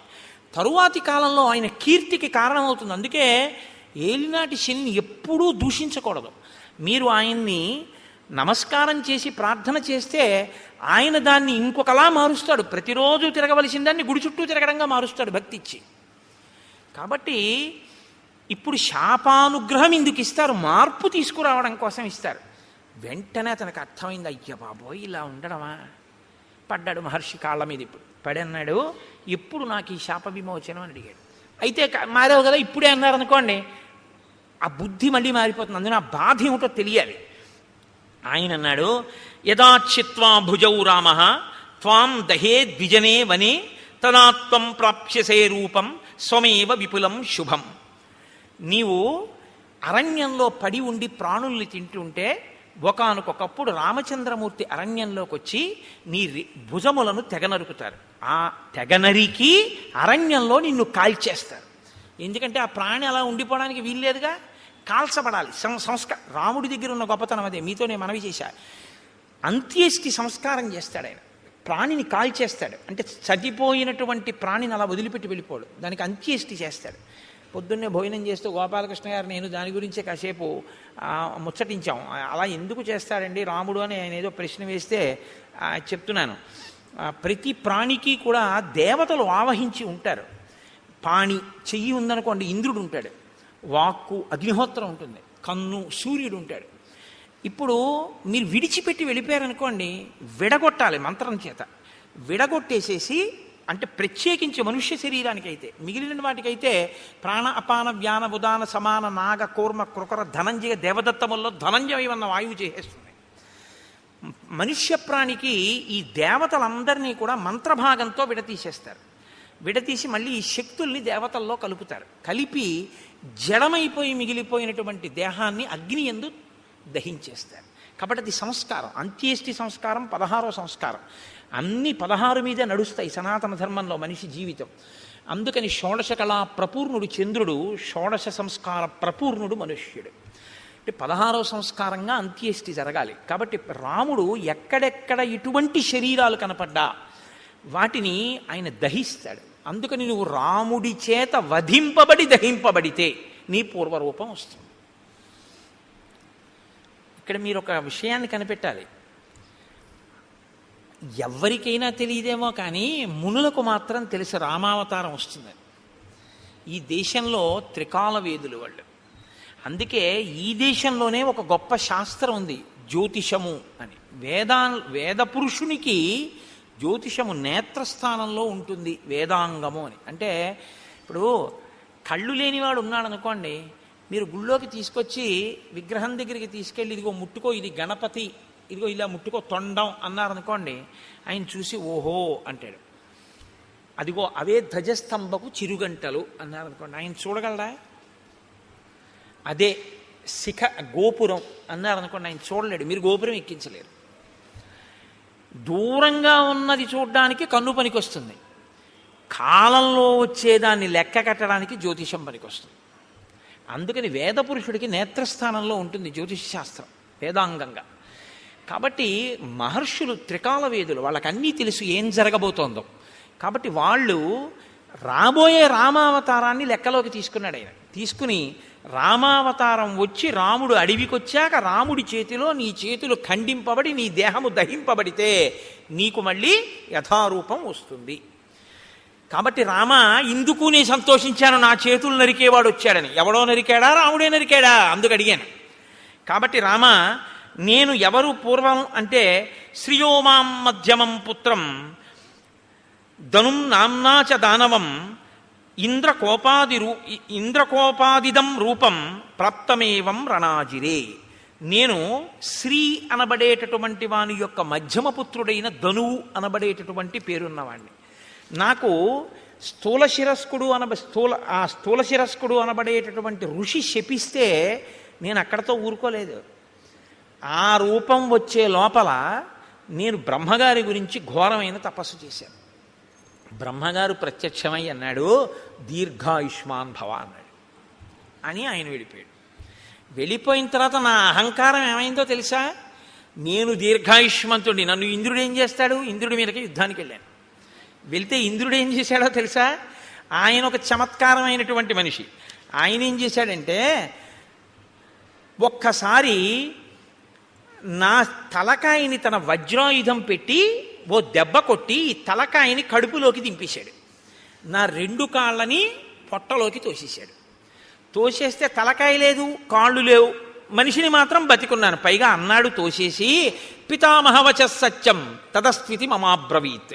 పితామహుడైన బ్రహ్మగారు నీకు దీర్ఘాయుష్ ఇచ్చాడు, చంపేను, పడుండన్నాడు. అప్పుడు నేనన్నాను, అయ్య బాబోయ్, పితామహుడు ఇచ్చాడు వరం, బాగానే ఉంది, అహంకారంతో నేనేదో సాధించాలనుకున్నవి ఇలాగే వస్తాయి తిరిగి. కాబట్టి వినయంతో చేసినవి, భక్తితో చేసినవి ఉద్ధరిస్తాయి, కానీ అహంకృతితో చేసినవి పనికొచ్చేవి కావు. చిట్ట చివరికి వచ్చి ఇలాగే కట్టి కుడుపుతాయి. కాబట్టి నేనన్నాను, నాకు పితామహుడు దీర్ఘాయుష్మంతుడు అన్నాడు నిజమే, కడుపుకి ఆకలోటి ధర్మం కదా ప్రాణికి. ఇప్పుడు నాకు తలకాయ లేదుగా, కాబట్టి నోరు లేదుగా, కానీ కడుపు ఉందిగా, తినాలిగా. వెళదామంటే కాళ్ళు లేవుగా, ఏం తిని బతకను అని అడిగాను. అడిగితే ఆయన ఏం చేశాడో తెలుసా? ఏవముక్తస్తు మే శక్రో బాహు యోజనమాయతౌ ప్రాదాదాస్యంచమే కుక్షౌ తీక్షణ దంస్త్రం అకల్పయత్. నాకు పెద్ద పెద్ద కోరలు పెట్టి, నా గుండెల దగ్గర కన్ను పెట్టి, నాకు యోజనమంత పొడుగైన చేతులిచ్చి, నువ్వు బతకవలసింది దీర్ఘాయుష్మంతుడవై బతికుండడానికే తప్ప అంతకన్నా ఎందుకురా నువ్వు బతికుండు, నువ్వేం చేయాలి లోకానికి? అది నీ చేతులతో తడువుకు తింటుండు పడుండు అన్నాడు. అంటే దారుణమైన జన్మ ఏదో తెలుసా అండి? తినడానికి బతికే జన్మ కదండి. ఇప్పుడు అంతిమంగా తీర్పు ఎక్కడికి వచ్చింది? ఆయన దీర్ఘాయుష్మంతుడు దేనికి? తింటాడు, బతుకుతాడు. ఎందుకు బతుకుతాడు? తినడానికి బతుకుతాడు, అంతే. ఎక్కడికి వెళ్ళడం, ఏమీ చెయ్యడు. ఈశ్వరుడి గురించి ఏమీ తెలుసుకోక్కర్లేదు. ఓపిక ఉన్నా ఏమీ చేయక్కర్లేదు. ఓపిక ఉన్న రోజుల్లో భోగాలకి, పెద్దవాడైపోయిన తర్వాత ఉన్న ఓపిక ఎక్కడ పోతుందో అని ఈశ్వరుడి దగ్గరికి వెళ్ళడం. మీరు లోకం పోకడ ఎలా ఉంటుందో తెలుసా అండి?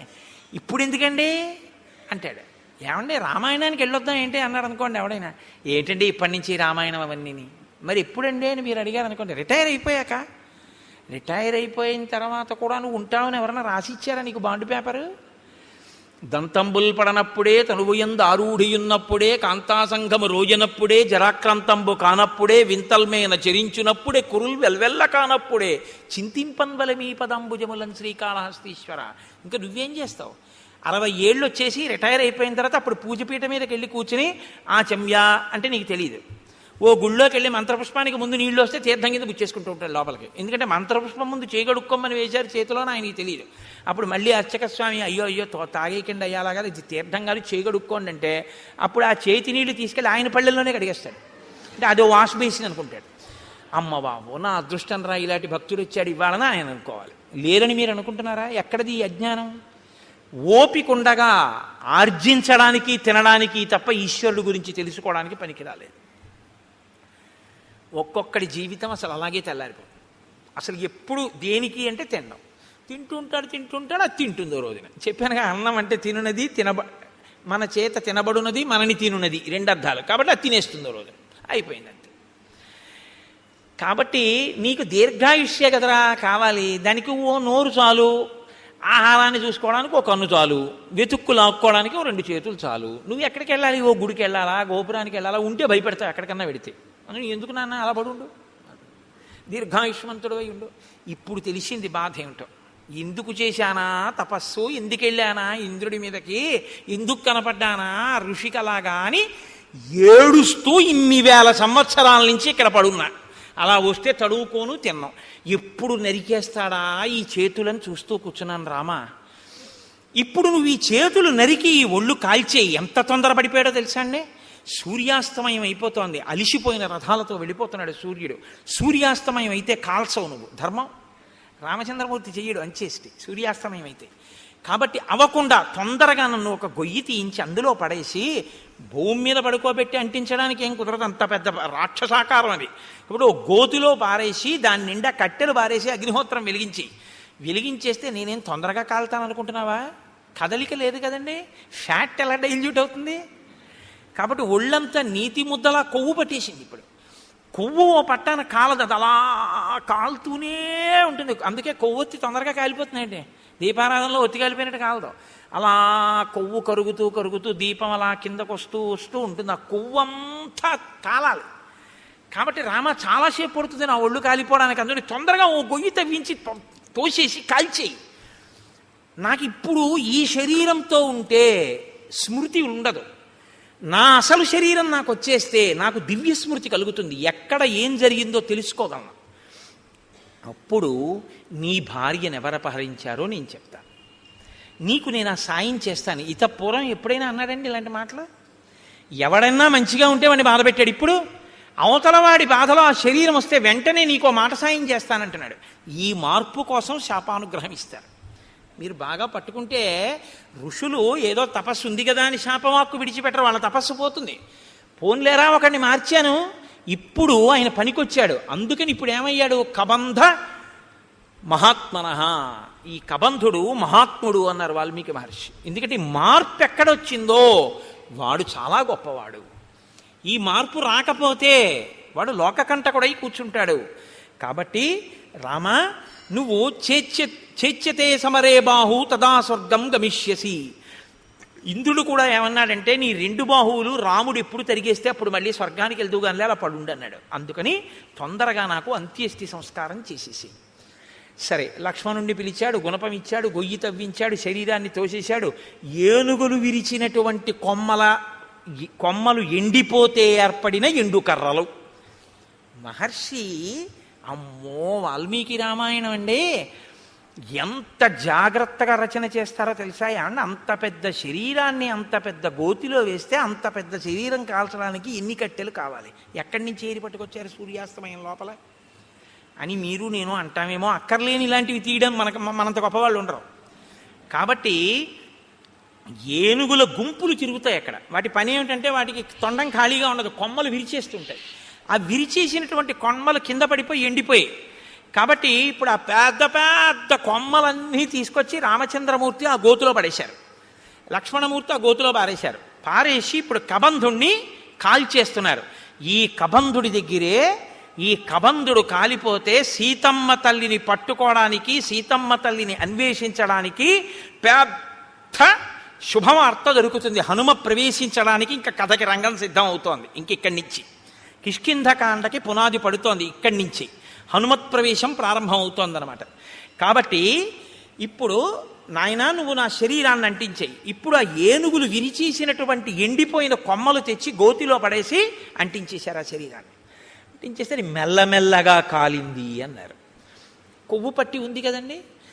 అప్పుడు కూడా హ్యూమన్ ఎనాటమీ బాగా తెలుసు అనమాట. అంటే కదలకుండా ఎక్కువ తినేస్తే కొవ్వు పట్టేస్తుంది. వాడు దీర్ఘాయుష్మంతుడు కాబట్టి హార్ట్ బ్లాక్ లేదు వాడికి. కాబట్టి ఆయనలోంచి ఇప్పుడు ఒక దివ్యమైనటువంటి స్వరూపం ఒకటి బయటికి వచ్చింది. తతశ్చితాయా వేగేన భాస్వరో విమలాంబర ఉత్పపాతాశు సంహృష్ట సర్వ ప్రత్యంగభూషణ విమానే భాస్వరే తిష్టన్ హంసయుక్తే యశస్కరే ప్రభయాచ మహాతేజ దిశో దశ విరాజయన్. దశ దిశలు వెలిగిపోయేటట్టుగా హంసలు పూంచినటువంటి రథం మీద తెల్లటి వస్త్రములు ధరించి అంగ ప్రత్యంగములన్నీ కూడా సువర్ణ మణిమయబోయినటువంటి భూషణముల చేత అలంకరింపబడినటువంటి వాడై వెలిగిపోతున్న పగిది ఒక్కసారి ఆ కబంధుడు మళ్ళీ పూర్వస్వరూపంతో ఆ రథంలో కూర్చుని కనపడ్డాడు. కనపడి ఒక్క క్షణం ఇలా కళ్ళు మూసుకుని ఆలోచించాడు. ఆలోచించి అన్నాడు, రామా, నేను ఆలోచించగా మీకు కలిగినటువంటి కష్టానికి ఒక విషయం అర్థమవుతోంది. దశాభాగగతో హీన తం హి రామ సలక్ష్మణ యత్కృతే వ్యసనం ప్రాప్తం త్వయా దార ప్రదర్శనం. మీరు దుర్దశ యొక్క ఫలితాన్ని అనుభవిస్తున్నారు. అందుకే భార్య దూరం అయిపోయింది. మీ ఇద్దరికి జాడ తెలియట్లేదు. ఎంత నడుస్తున్నారో కూడా తెలియనంత దూరం నడిచి కష్టపడి వెతుకుతున్నారు. ఇప్పుడు ఇలా వెతికి తిరిగి ప్రయోజనం లేదు. మీకు సాయం చెయ్యగలిగిన మిత్రుడు ఒకడు కావాలి. ఒక గొప్ప మిత్రుడు. ఆయన ఎటువంటి వాడై ఉండాలి? ఆయన ఈ లోకమంతా తిరిగిన వాడై ఉండాలి. ఈ భూమండలం అంతా తిరిగిన వాడైతే ఎక్కడెక్కడ ఏమున్నాయో తెలిసిన వాడై ఉంటాడు. ఎందుకని? రావణుడు అన్నది ఒక్కటే తెలుసు తప్ప అతను ఎక్కడుంటాడో ఏమిటో నాకు తెలియదు అంటున్నావుగా, జటాయువు చెప్పాడని. ఆ రావణుడు ఎవరో, ఎక్కడుంటాడో, ఎలా పరిపాలిస్తాడో, ఎంతమంది రాక్షసులు ఉంటారో ఇవన్నీ తెలియాలంటే ఈ భూమండలం అంతా తిరిగిన వాడై ఉండాలి, అన్నీ తెలుసున్నవాడై ఉండాలి. ఎందుకు తిరిగాడన్న కారణం వేరు. ఇంద్రుగానికి కిష్కింధకాండలో అలా తిరిగినవాడు ఉన్నాడు రామ. ఆయన గురించి చెప్తాను, ఆయనతో స్నేహం చేసుకో. అటువంటి మిత్రుణ్ణి సంపాదించావా, ఆ మిత్రుడి వలన నీకు సీతమ్మ జాడ దొరుకుతుంది. కాబట్టి తదవశ్యంతయా కార్య స సుహృత్ సుహృదాంవర. ఓ మంచి హృదయం ఉన్నటువంటి రామ, నీకొక మంచి స్నేహితుడు కావాలి. అకృత్వాహినతే సిద్ధిం అహం పశ్యామి చింతయం. నాకు ఆలోచిస్తే అది అనిపిస్తోంది. శ్రూయతాం రామ వక్ష్యామి సుగ్రీవో నామ వానర భ్రాతా నిరస్త క్రుద్ధేన వాలినా శక్రసూనునా ఋష్యమూకే గిరివరే పంపా పర్యంత శోభితే నివసత్యాత్మవాన్ వీర చతుర్భిః సహవానరై వానరేంద్రో మహావీర్య తేజోవానమిత ప్రభ సత్యసంధో వినీతశ్చ ధృతిమాన్ మతిమాన్ మహాన్ దక్ష ప్రగల్భో ద్యుతిమాన్ మహాబల పరాక్రమ భ్రాత్రా నివాసితో రామ రాజ్యహేతోర్మహాబల స రుక్షరజస పుత్ర పంపామటతి శంకిత భాస్కరస్యౌరస పుత్రో వాలినా కృతకిల్బిష. సూర్యభగవానుడి యొక్క ఔరసపుత్రుడైనటువంటి సుగ్రీవుడనబడేటటువంటి ఒక వానర రాజు ఋష్యమూక పర్వత శిఖరముల మీద ఉన్నాడు. కారణాంతరముల చేత తన అన్నగారైనటువంటి వాలి చేత రాజ్యంలోంచి బయటికి వెళ్ళగొట్టబడ్డాడు. వెళ్ళగొట్టబడి నలుగురు వానరులు తన చుట్టూ సేవిస్తూ ఉండగా అందులోనే ఉన్నారు హనుమ. నలుగురు వానరులు సేవిస్తుండగా సుగ్రీవుడు ఋష్యమూక పర్వతం మీద ఉన్నాడు. అపారమైన బలవంతుడు, ఈ భూమండలంలో ఎక్కడ ఏమున్నాయో అన్నీ తెలుసున్నవాడు. అతనితో నువ్వు అగ్నిసాక్షిగా స్నేహం చేసుకుంటే అతను దశ దిశలకి వానరములను పంపించి సీతమ్మ యొక్క జాడ కనిపెడతాడు. నువ్విలా తిరిగి తెలుసుకోక్కర్లేదు రామా. కాబట్టి ఇప్పుడు నీకు మిత్ర సహాయం అవసరమయ్యింది. అతను మహాబలపరాక్రమములు కలిగినటువంటి వాడు, గొప్ప వీర్యవంతుడు, వానరేంద్రుడు, తేజస్సున్నవాడు, సత్యసంధుడు, నీతి కలిగినటువంటి వాడు, పట్టుదల ఉన్నటువంటి వాడు, మంచి మతి కలిగినటువంటి వాడు, దక్షత కలిగినటువంటి వాడు, కాంతి కలిగినటువంటి వాడు. అటువంటి వాడితో నువ్వు స్నేహం చేసుకుంటే ఆయన నీ కార్యంలో సాయం చేస్తాడు. కాబట్టి ఆ వృక్షరజస్సు యొక్క కుమారుడైనటువంటి సుగ్రీవుడితో నువ్వు వెంటనే స్నేహం చేసుకోవడానికి ఋష్యమూక పర్వతానికి బయలుదేరు. ఆ ఋష్యమూక పర్వతం ఎక్కడుంది అంటావేమో, నీకు దారి చెప్తాను చూడు. రామాయణం ఎంత ఆప్యాయంగా ఉంటుందో తెలుసా అండి. హైదరాబాదు ఎప్పుడు ఆయన వెళ్ళలేదు. ఆయన కొడుకుని మొదటిసారి పంపిస్తున్నాడు ఉద్యోగానికి. హైదరాబాదు వెడుతున్నటువంటి కొడుకుని కంగారుగా తీసుకొచ్చి రైలు ఎక్కించడంలో ఆయనకి కట్టిన మినపరొట్టె తేవడం మర్చిపోయాడు తండ్రి. ఎప్పుడూ హైదరాబాదు వెళ్ళే అలవాటు ఉన్నటువంటి మేనమామ గారు వచ్చాడు స్టేషన్కి. ఇప్పుడు తండ్రి అంటాడు, రే నాన్న రొట్టె తేవడం మర్చిపోయాను, ఎలా తింటావు, ఎలాగా, ఎప్పటికెడుతుందో, ఎప్పటికి దిగుతావో, అది అక్కడ ఏముంటుందో ఏముండదో, నాన్న నా ప్రాణాలు నీ మీదే ఉంటాయి సుమా, వెళ్ళాక ఉత్తరం రాయి అంటాడు. మేనమామ గారు అంటాడు, రే నీకేం భయం లేదు, ఇప్పుడు ట్రైన్ బయలుదేరుతుందా, బయలుదేరగానే మొదటి స్టేషను అనపర్తి, రెండో స్టేషను ద్వారపూడి, మూడో స్టేషను రాజమండ్రి వెళ్ళేటప్పటికి 8 అవుతుంది. 8 గంటలకి నువ్వు రాజమండ్రి రైల్వే స్టేషన్లో కిందకి దిగితే అక్కడ 10 నిమిషాలు ఆగుతుంది. దిగి నువ్వు చూస్తే అక్కడే మంచి అరటిపళ్ళు, చాలా చక్కటి రొట్టెలు అన్నీ అమ్ముతూ ఉంటారు. కాబట్టి నువ్వు అక్కడ నీకు కావలసిన 2 ఇడ్లీ 2 అరటిపళ్ళు అవి కొనుక్కొని చక్కగా అవి తినేసేసి మళ్ళీ రైలు ఎక్కి కూర్చుంటే 10 నిమిషాల కన్నా ఆగదు, గబగబా కొనేసుకో. రైల్లో కూర్చుని తినేసి మంచినీళ్ళు తాగేసి, వాటర్ బాటిల్ మర్చిపోకు, ఎక్కిళ్ళు వస్తాయి, వాటర్ బాటిల్ కొనుక్కోకుంటే ఎక్కి పడుకున్నావు అంటే హాయిగా తెల్లవారేటప్పటికి 6 హైదరాబాద్ వెళ్ళిపోతావు అంటాడు. తెలుసున్నవాడు చెప్పేటప్పుడు రాజమండ్రి వస్తుంది, ద్వారపూడి వస్తుందని చెప్పడు. ఎక్కడ ఏం తినాలో, ఏం తాగాలో, ఎలా పడుకోవాలో, ఎలా వెళ్ళాలో ఎందుకు చెప్తాడంటే ఆత్మీయత అందులో కలిసిపోయి ఉంది. కలిసిపోయి ఉండడంలో అలా చెప్తాడు. కాబట్టి ఇప్పుడు చూడండి, నిజంగా మాట్లాడడంలో వాల్మీకి మహర్షి మాట్లాడించడంలో అందం చూడండి, ఇందుకుని మహాత్ముడయ్యాడు. ఇప్పుడు రాముడి మీద ఎంత ప్రేమతో మాట్లాడుతున్నాడంటే ఋషిముఖానికి వెళ్ళి నీ పని అవుతుందని ఏదో చేతకాని వాడికి చెప్పినట్టు చెప్పట్లేదు. ఉపకారం చేయడంలో అంత శ్రద్ధతో చేస్తున్నాడు. మహానుభావుడి వల్ల నేను మళ్ళీ పునర్జన్మ పొందానని సంతోషిస్తున్నాడు. నాయన రామ, నువ్వు లక్ష్మణ సహితుడవై పశ్చిమ దిశగా ఇదే మార్గంలో వెడితే బోలెడన్ని చెట్లు కనపడతాయి. నేరేడు, మోరటి, పనస, జువ్వి, మర్రి, తుమ్మిక, రావి, కొండగోగు, మామిడి, చండ్ర, పొన్న, ఎర్రగోరుంట, కానుగ, నల్లవి, అశోక వృక్షాలు, కడిమి చెట్లు, గన్నేరు చెట్లు, నల్లజీడి చెట్లు, అశోక వృక్షాలు, ఎర్రచందన చెట్లు, దేవదారు వృక్షాలు అన్నీ కనపడతాయి. ఎందుకు ఇవన్నీ? ఆప్యాయత కలిగిన మేనమామ చెప్పినట్టు చెప్పడం. వీటికి మంచి మంచి పళ్ళు ఉంటాయి. లక్ష్మణుడు ఎక్కి కోసి నీకు తెచ్చి పెట్టచ్చు, లేదా కొమ్మలు ఉంచినా కూడా అందుతాయి. అంటే కింద కొమ్మలకు కూడా అన్ని పళ్ళుంటే ఆ పళ్ళు ఎవరు కొయ్యరు. ఎంత వివరంగా మాట్లాడతాడో చూడండి. అక్కడే ఉంటుంది క్యాంటీన్. ఒకవేళ క్యాంటీన్ ఏ కారణం చేతనైనా మూసేసి ఉంటే నువ్వు కంగారు పడకవు, ఇటువైపు కట్టేస్తారు. కానీ అదే టైంలో టిఫిన్ ఎక్కువ తినేవాళ్ళు అవతల ప్లాట్ఫామ్ మీదకి వస్తారు, ఇటు చెక్కలతో క్లోజ్ చేసి అటువైపు అమ్ముతుంటాడు, అటువైపు వెళ్ళు అని చెప్తాడు. చూసారా మా మేనమామ అలా చెప్తాడు చెప్పేటప్పుడు. మీరు ఆ శ్లోకాలలో అవతలవాడి ఆప్యాయత చూడాలి చెప్పడంలో. ఎంత గొప్ప రచనండి మహర్షిది. కాబట్టి లక్ష్మణుడు కొమ్మలు ఉంచి పళ్ళు కొయ్యొచ్చు, తేనె పట్ల నుంచి తేనె కారుతుంటుంది. రామ, అవి మీరు తినచ్చు. అది దాటి మీరు వెడితే అక్కడ మీకు ఒక చిక్కటి వనం కనపడుతుంది. అంటే చిక్కటి వనం, చక్కటి వనం, బాగా చెట్లు దగ్గరగా ఉంటాయి. అవన్నీ పూలతో పళ్ళతో నిండిపోయి ఉంటాయి.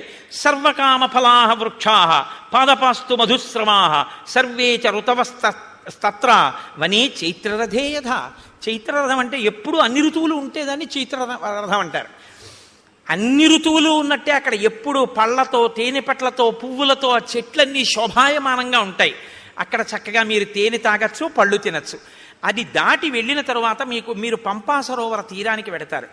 రామ, పంపా సరోవర తీరంలో ఒడ్డున ఎక్కడా కూడా అసలు గులకరాళ్ళు ఉండవు. సాధారణంగా నది ఒడ్డున అన్ని చోట్ల గులకరాళ్ళు ఉంటాయి. గులకరాళ్ళు ఉంటే ఏమిటి అని మీరు అడగచ్చు. రాముడు పాదుకలు లేకుండా నడుస్తున్నాడు, గులకరాళ్ళు ఉంటే గుచ్చుకుంటాయి కాళ్ళలో. కాబట్టి రామ, పంపానదీ తీరంలో గులకరాళ్ళు ఉండవు అంటే ఆయన కాళ్ళకి గుచ్చుకునేవి లేవు. ఎంత ప్రేమో చూడండి ఆ చెప్పడంలో. పంపానదీ తీరంలో గులకరాళ్ళు ఉండవు. ఆ నీళ్లు చల్లగా, ఆ అందులో పుట్టినటువంటి పద్మముల యొక్క కింజిల్కముల నుండి రాలినటువంటి పుప్పుడితో సుగంధభరితములై తీయగా చల్లగా ఉంటాయి. ఎప్పుడు స్నానం చేద్దామా, ఎప్పుడు తాగుదామా అనిపిస్తుంది. రామ, అక్కడ నాచు ఉండదు. కాబట్టి నువ్వు జాగ్రత్తగా పంచపైకి తీసి కాలు జారుతుందేమో అని చూసుకుని వెయ్యక్కర్లేదు. ఆ కింద ఉన్నటువంటి ఇసుక నీకు కనపడుతుంది. ఆ నీరు వెండి పళ్ళెంలా ఉంటుంది, అంత స్వచ్ఛంగా ఉంటుంది. మహానందిలో ఉంటుంది సరోవరం, అలా ఉంటాయి నీళ్లు. రామ, నీకు ఇంకొక విషయం చెప్తున్నాను. అక్కడ అనేకమైన పక్షులు ఆ ఒడ్డును తిరుగుతుంటాయి. వాటికి ఏం భయం ఉండదు. అవి చాలా స్వేచ్ఛగా తిరుగుతుంటాయి. అవి ఎంత రుచిగా ఉంటాయో తెలుసా రామ? ఘృతపిండోపమాన్ స్థూలాంతాన్ ద్విజాన్ భక్షయిష్యథ రోహితాన్ వక్రతుండాశ్చ నడమీనాంశ్చ రాఘవ. రామ, పెద్ద పెద్ద చేపలు, ముళ్ళున్నవి, రెక్కలున్నవి ఆ నదిలో తిరుగుతుంటాయి పంపా సరోవరంలో. నేతి ముద్ద ఎలా ఉంటుందో అంత కమ్మగా ఉంటాయి అక్కడున్న పక్షులు. మాంసాహారం ఉన్న వాళ్ళు ఎవరైనా ఉంటే నోరూరే ప్రయత్నంలో ఉండకండి. కాబట్టి అంత కమ్మటి రుచి కలిగినటువంటి పక్షులు ఉంటాయి. కాబట్టి పాంసాయాం ఇషుభి మచ్చాన్ తత్ర రామవరాన్ హతాన్ నిస్త్వక్ పక్షాన్ అయస్తప్తాన్ అకృషాన్ ఏకకంటకాన్. ఎంత వివరంగా చెప్తాడంటే, ఆ నదిలో కొన్ని పక్షులు ఆ నదిలో తిరుగుతుంటాయి. గండు మీనులు, సొర మీనులు, రొయ్యలు, చేపలు అన్నీ ఆడుకుంటుంటాయి. లక్ష్మణుడు బాణంతో గుచ్చి వాటిని పైకి తీస్తాడు. తీసి అగ్నిహోత్రం మీద ఆ బాణంతో ఇలా తిప్పితే ఎర్రగా కాల్తాయి. నువ్వు అక్కడ ఒడ్డున కూర్చోరామా, కూర్చుంటే ఒక్కొక్క చేపని కాల్చి పట్టుకొస్తాడు. ఆ పక్షిని కొట్టి కాల్చి పచనం చేసి ఆ నీతి ముద్దలా ఉన్న పక్షి మాంసం తీసుకొచ్చి పెడతాడు. చక్కగా నువ్వు ఆ ఒడ్డున కూర్చొని కమ్మగా తిన్న తర్వాత దాహం వేస్తుంది. ఎందుకంటే నేతి ముద్దలా కదా ఉంటాయి. దాహం వేస్తే లక్ష్మణుడు ఏం చేస్తాడో తెలుసా? భృశం తే ఖాదతో మచ్చాన్ పంపాయాహ పుష్ప సంచయే పద్మగంధి శివం వారి సుఖశీత మనామయం ఉధృత్య సతతాక్లిష్టం రౌప్య స్ఫాటిక సన్నిభం అసౌ పుష్కరవర్ణేన లక్ష్మణ పాయిష్యతి. తామరాకులు ఉంటాయి రామ, ఆ తామరాకులు దొప్పగా చేసి పంపా సరోవరంలోకి ఎడతాడు లక్ష్మణుడు. ఆ నీళ్ళు ఎలా ఉంటాయో తెలుసా? వెండిరేకు బోర్లించినట్టు ఉంటాయి, తెల్లగా. అడుగునున్నటువంటి ఇసుక కనపడుతుంటుంది.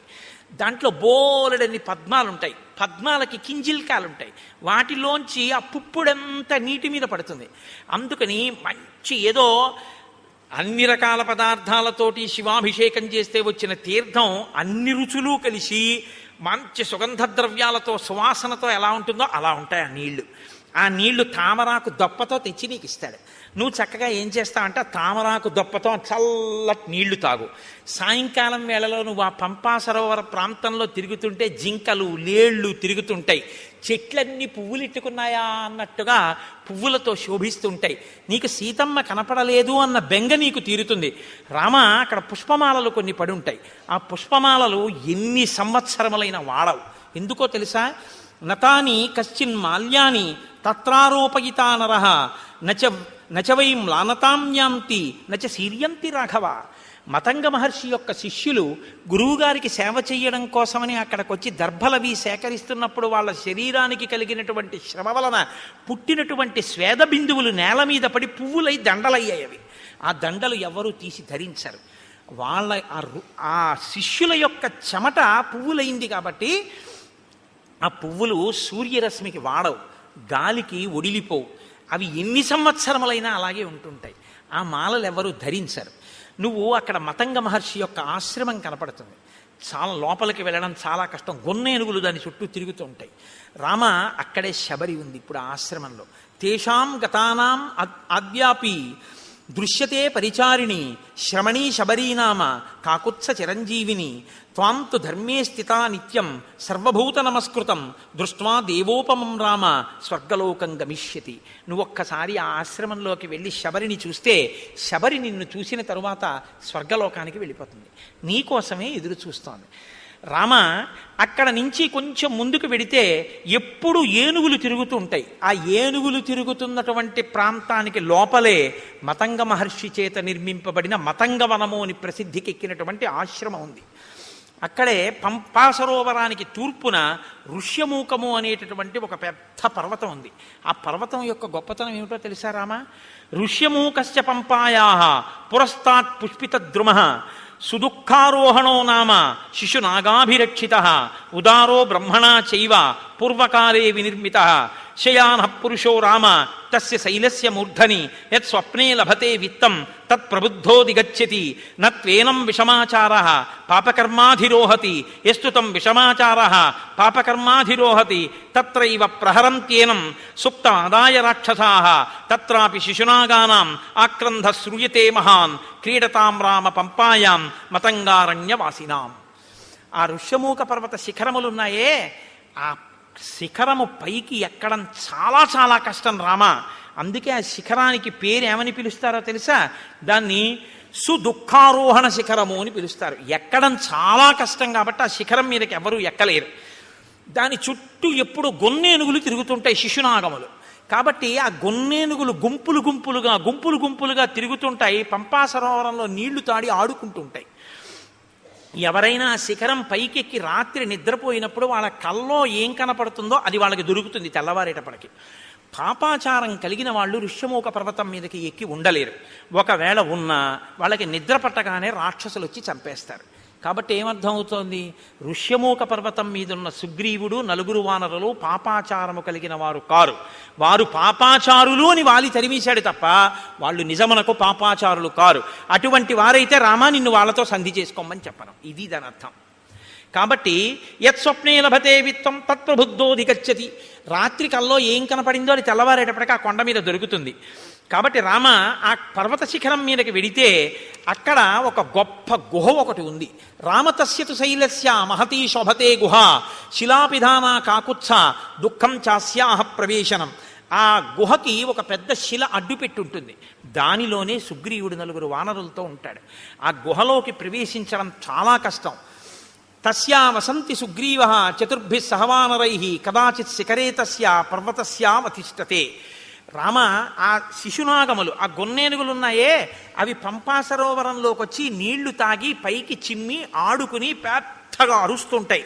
అవి అలా అరిచినప్పుడు వాటి యొక్క ఘీంకారములు ఆ పర్వత శిఖరం మీదకి వినపడుతుంటాయి. అప్పుడప్పుడు సుగ్రీవుడు గుహలోంచి బయటికి వచ్చి నలుగురు వానరులతో కలిసి ఆ శిఖరం మీద కూర్చుని చూస్తూ ఉంటాడు. ఇవన్నీ అక్కడే ఉన్నాడు. నిజంగా లైవ్ టెలికాస్ట్ ఇస్తారండి. మనం చదువుతుంటే అబ్బా మనం ఒక్కసారి ఆ ఋష్యమూక పర్వతం, ఆ పంపా నది, ఇంకా ఎన్ని చెప్పారో తెలుసా అండి? రామ గుంపులుగా అడవి పందులు వస్తాయి. అడవి పందులు పంపా సరోవరంలో నీళ్లు తాగి పర్వత గుహల్లో ఆడుకుంటూ వెళ్ళి పడుకుంటాయి. పడుకుని పెద్ద పెద్ద రంకెలు వేస్తాయి. ఆ రంకెలు ఎలా ఉంటాయో తెలుసా? ఆబోతు రంకెల్లా ఉంటాయి. అక్కడ గొన్నేనుగులు ఏమి ఆటలాడుతుంటాయో రామ, ఆ పర్వత శిఖరం చుట్టూ అవి తిరుగుతుంటాయి. వాటిని దాటి శిఖరం ఎక్కవలసి ఉంటుంది. ఇవన్నీ చెప్పి రామ తొందరగా బయలుదేరి సుగ్రీవుడితో స్నేహం చేసుకో. చాలా సంతోషం అన్నారు. మీరు ఆజ్ఞనిస్తే నేను బయలుదేరుతానన్నాడు. ఆయన వెళ్ళిపోయాడు. రామలక్ష్మణులు ఇద్దరూ బయలుదేరి శబరి ఉన్నటువంటి ఆ మతంగ మహర్షి యొక్క ఆశ్రమాన్ని చేరుకున్నారు. శబరి వెంటనే స్వాగతం చెప్పింది. స్వాగతం చెప్పి అంది, తౌచు దృష్ట్వా తదా సిద్ధ సముద్ధాయ కృతాంజలి రామస్య పాదౌ జగ్రాహ లక్ష్మణస్య చ ధీమతః పాద్యమాచమనీయం చ సర్వం ప్రాణాద్యధానిధి. ఆవిడ వెంటనే రామలక్ష్మణుల ఇద్దరి పాదములు పట్టుకుని అర్ఘ్యపాద్యములిచ్చి కూర్చోపెట్టి, నాయనా రామ, నీ దర్శనం కోసమే నేను ఎదురు చూస్తున్నాను అంది. అంటే రాముడు ఆవిడ్ని ప్రశ్నించాడు. ఇదే నేను మీతో అన్నది. రాముడు ఎవరితో ఎక్కడ ఎలా మాట్లాడతాడో మీకు అలవాటైతే ఎక్కడ ఎలా మాట్లాడాలో మీకు వచ్చేస్తుంది కొన్నాళ్ళకి. తాపసితో మాట్లాడుతున్నాడు కాబట్టి ఆయన ఎలా మాట్లాడతాడో చూడండి. తమువాచ తతో రామ శ్రమణీం సంసితవ్రతాం కచ్చిత్తే నిర్జితా విఘ్నా కచ్చిత్తే వర్ధతే తప కచ్చిత్తే నిహిత క్రోధాహారశ్చ తపోధనే కచ్చిత్తే నియమా ప్రాప్తా కచ్చిత్తే మనసస్సుఖం కచ్చిత్తే గురుశుశ్రూషా సఫలా చారుభాషిణి. ఓ శబరి, నీ తపస్సు విఘ్నం లేకుండా కొనసాగుతోందా? నువ్వు ఆహారమును స్వీకరించేటప్పుడు నియమాన్ని ఉల్లంఘించకుండా ఆహారాన్ని తీసుకోవడంలో ఏ ఇబ్బంది లేకుండా తీసుకుంటున్నావంటే రుచికి లొంగకుండా ఉండగలుగుతున్నావా? కచ్చిత్తే వర్ధతే తపస్సు రోజు రోజుకి పెంచుకోగలుగుతున్నావా? ప్రతిరోజు నియమాలు పాటిస్తున్నావా? నీ మనసు సుఖంగా ఉంటోందా? నీ గురు శుశ్రూష బాగా జరిగిందా? నాకు వాటి గురించి చెప్పు. ఎవరిని ఏవడగాలో అవి అడగాలి. అడిగితే ఆవిడ చాలా సంతోషించింది. అద్యప్రాప్తా తపస్సిద్ధి తవ సందర్శనాన్మయ అద్యమే సఫలం తప్తం గురువశ్చ సుపూజితా అద్యమే సఫలం జన్మ స్వర్గశ్చైవ భవిష్యతి త్వయిదేవ వరే రామ పూజితే పురుషర్షభ చక్షుషా తవ సౌమ్యేన పూతాస్మి రఘునందన గమిష్యాం అక్షయాన్ లోకాన్ తత్ప్రసాదాదరిందమా. నాయన, ఎప్పటి నుంచో నీ దర్శనం కోసమే ఎదురు చూస్తున్నాను. నా తపస్సు ఇంతకాలం నిర్విఘ్నంగా సాగింది అని గుర్తేమిటో తెలుసా? నా తపస్సు సిద్ధి పొందింది అనడానికి తార్కాణమే నీ దర్శనం. నీ దర్శనం కోసమే చూస్తున్నాను. నీ దర్శనం కోసమే ఇంతకాలం నుంచి ఎదురు చూస్తూ ఉన్న నాకు ఈ కన్నులతో నిన్ను చూసే భాగ్యం కలిగింది. కాబట్టి నేను ఉన్న ప్రయోజనం పూర్తయిపోయింది. కాబట్టి నువ్వు అనుమతించిన తర్వాత ఇంకా నేను ఊర్ధ్వలోకాలకి వెళ్ళిపోతాను. మయాతు వివిధం వన్యం సంచితం పురుషర్షభ తవార్ధే పురుషవ్యాఘ్ర పంపాయా స్థిర సంభవం. పంపానదీ తీరమునందు ఉన్నటువంటి అనేకమైన కందమూలములను ఫలములను నువ్వు ఎప్పుడొస్తావో నీకు పెడదామని నేను తీసుకొచ్చి దాచి ఉంచాను. అంటే మీరు ఈ మాటలో ఒక విషయం గుర్తుపెట్టుకోవాలి. శ్రద్ధ అని ఒకటి ఉంటుంది. శ్రద్ధ అంటే ఏమిటో తెలుసా అండి? ఎప్పుడో అప్పుడు రాముడు వస్తాడని తీసుకొచ్చి 2 దానిమ్మ పళ్ళు వచ్చి చూద్దాం, ఇవాళ కూడా ఇన్నాళ్ళు రాలేదు, ఇవాళ వచ్చేసాడు ఎట్లే పోన్లే, దానిమ్మ పళ్ళు 2-3 రోజులు ఉంటాయిగా, కాబట్టి 2-3 రోజులు రాకపోతే అప్పుడు మళ్ళీ తీసుకొద్దామని పెట్టి కూర్చోవడం కాదు. ద్రాక్ష పళ్ళ గుత్తి నైవేద్యం పెట్టడానికి ద్రాక్ష పళ్ళ గుత్తి నుంచి ద్రాక్ష పళ్ళు విడతీసి కడిగి నైవేద్యం పెట్టడానికి చాలా తేడా ఉందిగా. ఉందా లేదా? మీకు గుత్తిస్తే తింటారా? విడదీసి కడిగి పట్టరా అంటారా? అనరా? ఈశ్వరుడు తినాలంటే గుత్తి ఎలా నైవేద్యం పెడుతున్నావు? నీకు తినాలని కోరుకుంటే పూజలో అంతర్భాగం చక్కగా పళ్ళన్నీ విడదీసి నీళ్లతో కడిగి పళ్ళెంలో చక్కగా అందులో మెత్తబడిపోయిన పళ్ళు తీసేసి మిగిలిన పళ్ళు వెండి పళ్ళెంలో నీ వెండి పళ్ళెం కూడా కాదుగా, ఇచ్చారుగా పెద్ద పళ్ళెం, చక్కగా నైవేద్యం పెట్టమని అందులో చక్కగా విశాలంగా పెట్టి, రామా చక్కగా మెల్లగా అమ్మ నా తల్లి సీతమ్మ లక్ష్మణయ్య ఒక్కొక్క పండు తీసుకుని హాయిగా తినండి అని ఆ పళ్ళెం అక్కడ పెట్టి ప్రశాంతంగా నివేదన చెయ్యి. నువ్వు కడిగినందుకు పొంగిపోతాడు ఆయన. అది పూజ. ఓరి ఓరి ఓరి వీడు నేను తినాలని పళ్ళు కడుగుతున్నాడు సీత చూసావా అంటాడు. గుత్తి అక్కడ ఎట్టి నైవేద్యం పెట్టు. ఏమండి చూసారా?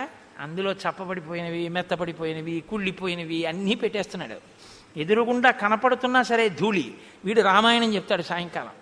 చూసారా వీడి నైవేద్యం ఉంటుంది సీతమ్మ. నీ శ్రద్ధ నీ నివేదన ఎందు తెలుస్తుంది. అందుకే పూజ అంటే ఎంతసేపు చేసావు కాదు, ఎలా చేశావు అన్నది ప్రధానం.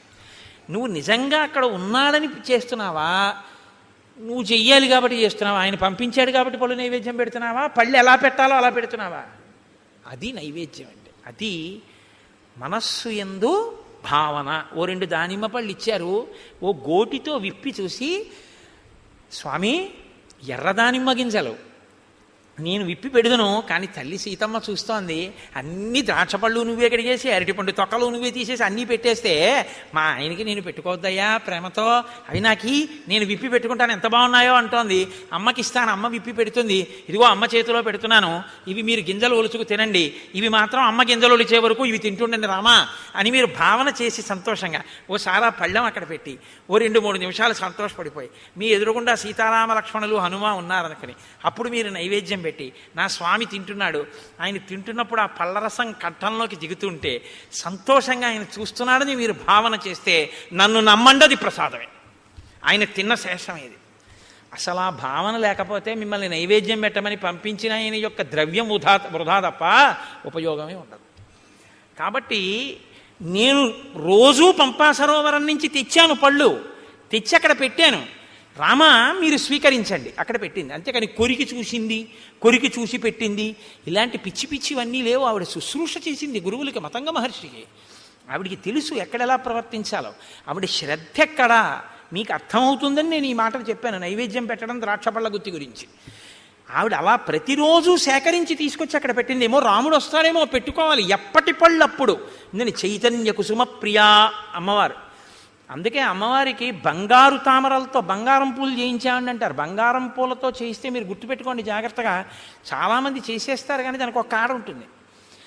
రెండో రోజు ఎవరో ఏం చేస్తాడు, ఇలా తీస్తాడు ఆ పూలు, అది గీసుకుని అమ్మవారి పాదానికి ఎర్రగా ఉన్న నా తల్లి పాదం మీద గీత పడి చిన్ని నెత్తుటి చుక్క పైకి చిందిందనుకోండి, మీరు 1,000,000 జన్మలెత్తినా మీ పాపం పోదు.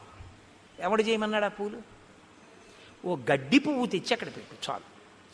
అందుకే ఆవిడ చెప్పింది చైతన్య కుసుమ ప్రియా, నేను చైతన్యం ఉన్న పువ్వుల్ని ఇష్టపడతాను అని చెప్పింది ఆవిడ. ఈ బంగారం పూలు వెండి పూలు తెచ్చేమని ఎవడో చెప్పలేదు. ఎవడో విర్రెక్కినవాడు మొదలెట్టాడు ఇవన్నీ. కాబట్టి అలాంటి పిచ్చి పనులు అనవసరం. చైతన్య కుసుమాలు ప్రకృతిలో వచ్చాయి, వాటితో చేస్తే చాలు. అందుకే ఏ ఋతు పుష్పములను ఆ ఋతువునందు పూజ చేస్తే ఈశ్వరుడు ప్రీతి చెందుతాడు. అసాధారణమైనవి తెచ్చే ప్రయత్నం చేయకూడదు. అక్కడ నీకు లభ్యమయ్యే వాటితో చేస్తేనే ఈశ్వరుడు సంతోషిస్తాడు ఎప్పుడు. శ్రద్ధ. కాబట్టి శబరి వాటినన్నింటినీ అక్కడ పెట్టింది. ఇహతే భావితాత్మానో గురవే మే మహావనే జుహావాంచక్రియే తీర్థం మంత్రవన్ మంత్రపూజితం. నాయన ఇదిగో మా గురువు గారి యొక్క గొప్పతనం ఏమిటో చూపిస్తాను రా, ఆశ్రమం చూపిస్తానని తీసుకెళ్ళి గురవోమే మహావనే, మా గురువుగారు ఈ అరణ్యంలోనే తిరిగారు, ఈ ఆశ్రమంలో. ఆయన ఒకానొకప్పుడు తన మంత్రశక్తితో గంగా నదిని ఆవాహన చేశారు. ఇదిగో ఇక్కడ ఆ తీర్థం ఇప్పటికీ ప్రవహిస్తోంది ఆశ్రమంలో చూడు. ఇయం ప్రత్యక్షస్థలీవేది ఎత్ర తేమే మనస్కృతాః పుష్పోపహారం కుర్వంతి శ్రమదుద్దేశిభిః కరైః. చాలా బడలిపోయినటువంటి నీరసంతో ఉన్న శరీరంతో ఉపవాసములు చేసి ఉన్నటువంటి శరీరం కాబట్టి భగవంతుని యందు ధ్యానంలో ఒళ్ళు మరిచిపోయిన వారు కనుక లేచి పుష్పమాల ఇలా వణికిపోతున్న చేత్తో స్వామికి సమర్పించారు. ఇక్కడే ఆయన అగ్నికార్యం చేశారు. వాళ్ళు వెళ్ళిపోయి చాలా కాలమైంది. నువ్వు చిత్రకూట పర్వతం మీద ఉన్నప్పుడు వాళ్ళు దివ్య విమానాలు ఎక్కి వెళ్ళిపోయారు. రామ, ఇప్పటికీ వేదులు ఎలా ప్రకాశిస్తుంటాయో చూడు, దిశలన్నీ ప్రకాశిస్తాయి ఈ వేదుల వల్ల. వాళ్ళు చేసినటువంటి అగ్నికార్యం ఇప్పటికీ అంత తేజస్సుతో ఉంది. తేషాం తప ప్రభావేన పశ్యాద్యాపి రఘుత్వః ద్యోతయంతి దిశ సర్వాః శ్రియా వేద్యోతుల ప్రభా అశక్నువద్భిస్తైర్గంతుం ఉపవాస శ్రమాలసైః చింతితేభ్యగతాన్ పశ్య సహితాన్ సప్తసాగరాన్.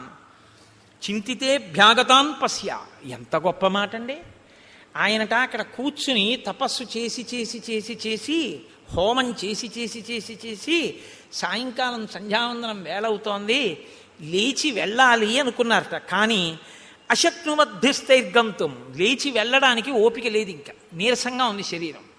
ఎలా అనుకుని సప్త సాగరములారా ఇలా రండి స్నానం చేస్తానన్నారట. 7 సముద్రాలు వచ్చి ఇక్కడ ప్రవహించాయి. నా గురువుగారు ఇందులో స్నానం చేశారు రామా, చూడండి ఆవిడ.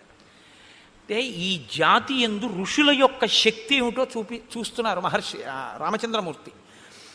అద్యాపి నావశుష్యంతి ప్రదేశే రఘునందన. మా గురువుగారు శిష్యులు ఇక్కడే నారచీరలు ఒంటి మీద బట్టతో స్నానం చేయాలి, చేసి ఆ బట్ట పిండి ఆరేశారు. వారి శరీరమునకు తగిలిన కారణం చేత ఆ చీరలు ఆరలేదు. అది వాళ్ళ తపశ్శక్తి. దేవకార్యాణి కుర్వద్భిః యానీమాని కృతాని వైః పుష్పైః కువలయై సార్థం మ్లానత్వం నోపయాంతి వై. వాళ్ళు చేతులతో ముట్టుకుని ఇక్కడ దేవతలకి పుష్పాలు సమర్పించారు. ఆ పువ్వులు ఇన్ని సంవత్సరములైన వాడవు, అలాగే ఉన్నాయి చూడు. ఇది మా గురువుగారి గొప్పతనం. కాబట్టి రామ, నేను నీ గురించి ఎదురు చూస్తున్నాను, నీకు ఆతిథ్యం ఇమ్మని మా గురువుగారు చెప్పారు. దర్శనం చేసుకుని ఆతిథ్యం ఇచ్చి రమ్మన్నారు. ఇటుగా రాముడు వస్తాడు, ఆతిథ్యం ఇవ్వడానికి ఉండాలన్నారంటే రామచంద్రమూర్తి ఆగమనానికి ఎలా ఎదురు చూశారో చూడండి.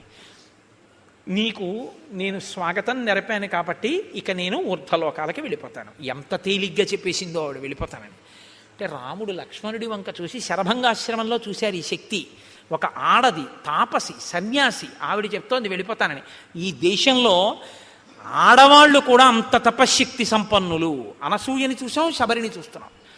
కాబట్టి ఇత్యుక్తా జటిలా వృద్ధ చీరకృష్ణాజినాంబర తస్మిన్ ముహూర్తే శబరి దేహం జీర్ణం జిహాసతి అనుజ్ఞాతాతు రామేణ హుత్వాత్మానం హుతాశనే జ్వలత్సావ సంకాశ స్వర్గమేవ జగామస దివ్యాభరణ సంయుక్త దివ్యమాల్యానులేపన దివ్యాంబరధరా తత్ర బభూవ ప్రియదర్శన విరాజయంతీ తం దేశం విద్యుత్ సౌదామినీ యథా యత్ర తే సుకృతాత్మానో విహరంతి మహర్షయః తత్పుణ్యం శబరీస్థానం జగామాత్మ సమాధిన. ఆవిడ కట్టుకున్నటువంటి నారచీర, ఆవిడ కట్టుకున్నటువంటి కృష్ణాజినాంబరం మొదలైనటువంటి వాటిని విడిచిపెట్టేసేసి ఆవిడ ఏవి కట్టుకుందో వాటితోటే అక్కడ అగ్నిహోత్రాన్ని రగల్చి అగ్నిహోత్రంలోకి ప్రవేశించింది. తన శరీరాన్ని కూడా అగ్నిహోత్రంలో వ్రేల్చింది. ఆ శరీరము అగ్నిహోత్రమునందు తప్తమైపోతూ ఉండగా మెరుపుతీగ ఎలా ఉంటుందో అటువంటి శరీరం కింద మారిపోయి దివ్యమైనటువంటి ఆభరణములు, దివ్యమైనటువంటి వస్త్రములు ధరించినదై ఈయన చూస్తుండగానే నమస్కారం చేస్తూ స్వర్గలోకానికి చేరిపోయి, పూర్వం ఆమె సేవించిన గురువులు ఎక్కడున్నారో, ఆ గురువుల శిష్యులు ఎక్కడున్నారో అక్కడికి ఈవిడ కూడా వెళ్ళిపోయింది. గురు సేవ ఎంత గొప్పదో నిరూపిస్తుంది శబరి వృత్తాంతం.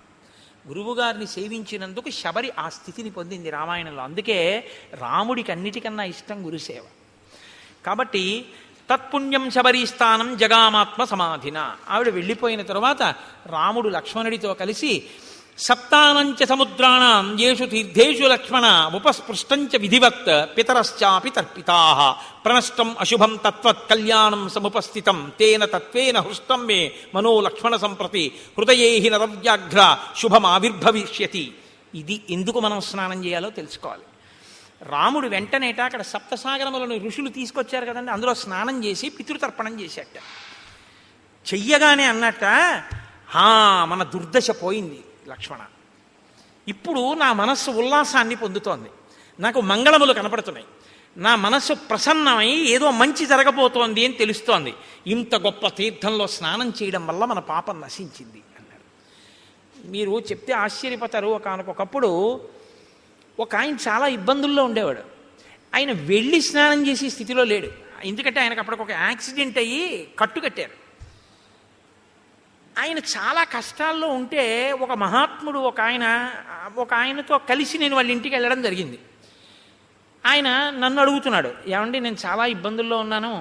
సాధారణంగా ఇలాంటి ప్రశ్నలు ఏదో ఈయన చెప్పగలడు అనుకుంటా, రామాయణం చెప్తే అవన్నీ చెప్పగలనా, ఏదో పాపం వాళ్ళ సంతోషం అడుగుతుంటారు. ఏం చేయమంటారు అంటే నేను ఆలోచిస్తున్నాను, ఏం చేయమని చెప్దాం, యాక్సిడెంట్ అయింది, కాళ్ళు విరిగిపోయి కట్లు కట్టేశారు, ఏం చేయమని చెప్తే ఏం చేయగలడు అని ఆలోచిస్తుంటే నాతో వచ్చిన మహాత్ముడు పక్కుని నవ్వన్నారు.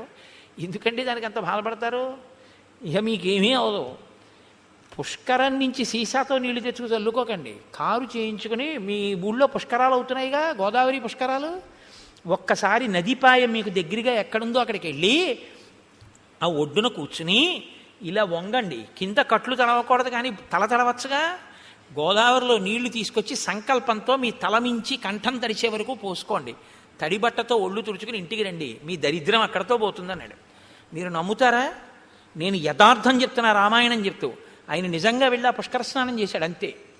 ఇవాళ ఆయన ఎంత సంతోషంగా ఉన్నాడో, ఇక మళ్ళీ ఆయన ఏమీ పట్టుకోలేదు. తీర్థస్నానం అంటే ఉత్తినే రాలేదండి, మహాత్ముల యొక్క సంకల్పశక్తితో వచ్చాయి. ఒక గోదావరి ఉత్తినే రాలేదు, గౌతమ మహర్షి యొక్క తపఫలం. అందుకే నదులు ఎక్కడెక్కడ ఈశ్వరుడు ఉంటే అక్కడికక్కడికి వెళ్ళి చుట్టుకుంటాయి. ఎవరి దారి నేర్పారని? కృష్ణం ఉంది, విజయవాడ కనకదుర్గమ్మని సేవిస్తుంది, మంగళగిరి వెడుతుంది, అమరేశ్వరుణ్ణి సేవిస్తుంది. అక్కడి నుంచి ఎవరు చెప్పారని? శ్రీశైలం వెళ్ళిపోతుంది, ఆ లోయల్లో వెళ్ళిపోయి అక్కడికి వెళ్ళి ఆ పాతాళ గంగా జలమజ్జన నిర్మలాంగా భస్మ త్రిపుండ్ర సమలంకృత పాలభాగా గాయంతి దేవముని భక్త జనాభవంతం శ్రీమల్లికార్జున విభో తవ సుప్రభాతం. అన్నీ వదిలిపెట్టి శ్రీగిరిని చుట్టుకుంటుంది, దానికి ప్రదక్షిణం చేసి వెళ్ళిపోతుంది. ఎవరు నేర్పారు నదికి? ఆ నదుల గొప్పతనం అవే, అవి ఈశ్వరుణ్ణి సేవిస్తాయి. ఋషులు తీసుకొచ్చారు వాటిని. మాకు దక్షారామంలో సప్తగోదావరి అని ఉంది, ఋషులు తీసుకొచ్చారు. దాని స్నానమే, దాని ఫలితమే. కాబట్టి రాముడు స్నానం చెయ్యగానే ప్రసన్నుడయ్యాడు. స్నానం శక్తి ఇస్తుందా అండి అంటే, నువ్వు ఆ నమ్మకంతో చేసి చూడు. నీకు ట్యాబ్లెట్లో ఏ కంపోజిషన్ అందులో ఏముందో, నీకు విరేచనాలు అవుతుంటే నీకు ఏ సూక్ష్మ క్రిముల వల్ల వచ్చాయో, ఇది వేసుకుంటే నీ రక్తంలో ఎలా కలుస్తుందో, ఆ బ్యాక్టీరియా ఎలా చచ్చిపోతుందో నీకు తెలిస్తే చచ్చిపోయా? డాక్టర్ గారు 3 పూట్ల వేసుకోమన్నాడు, వేసుకున్నావు, చచ్చిపోయా లేదా? విరేచనాలు తగ్గాయా లేదా? డాక్టర్ గారు చెప్తే మాత్రం నేను ఎలా వేసుకుంటానండి, ఇందులో ఏముందో నాకు తెలియాలండి, తెలిస్తేనే నేను వేసుకుంటానండి అంటే ఒక్కనాడికి తగ్గదు.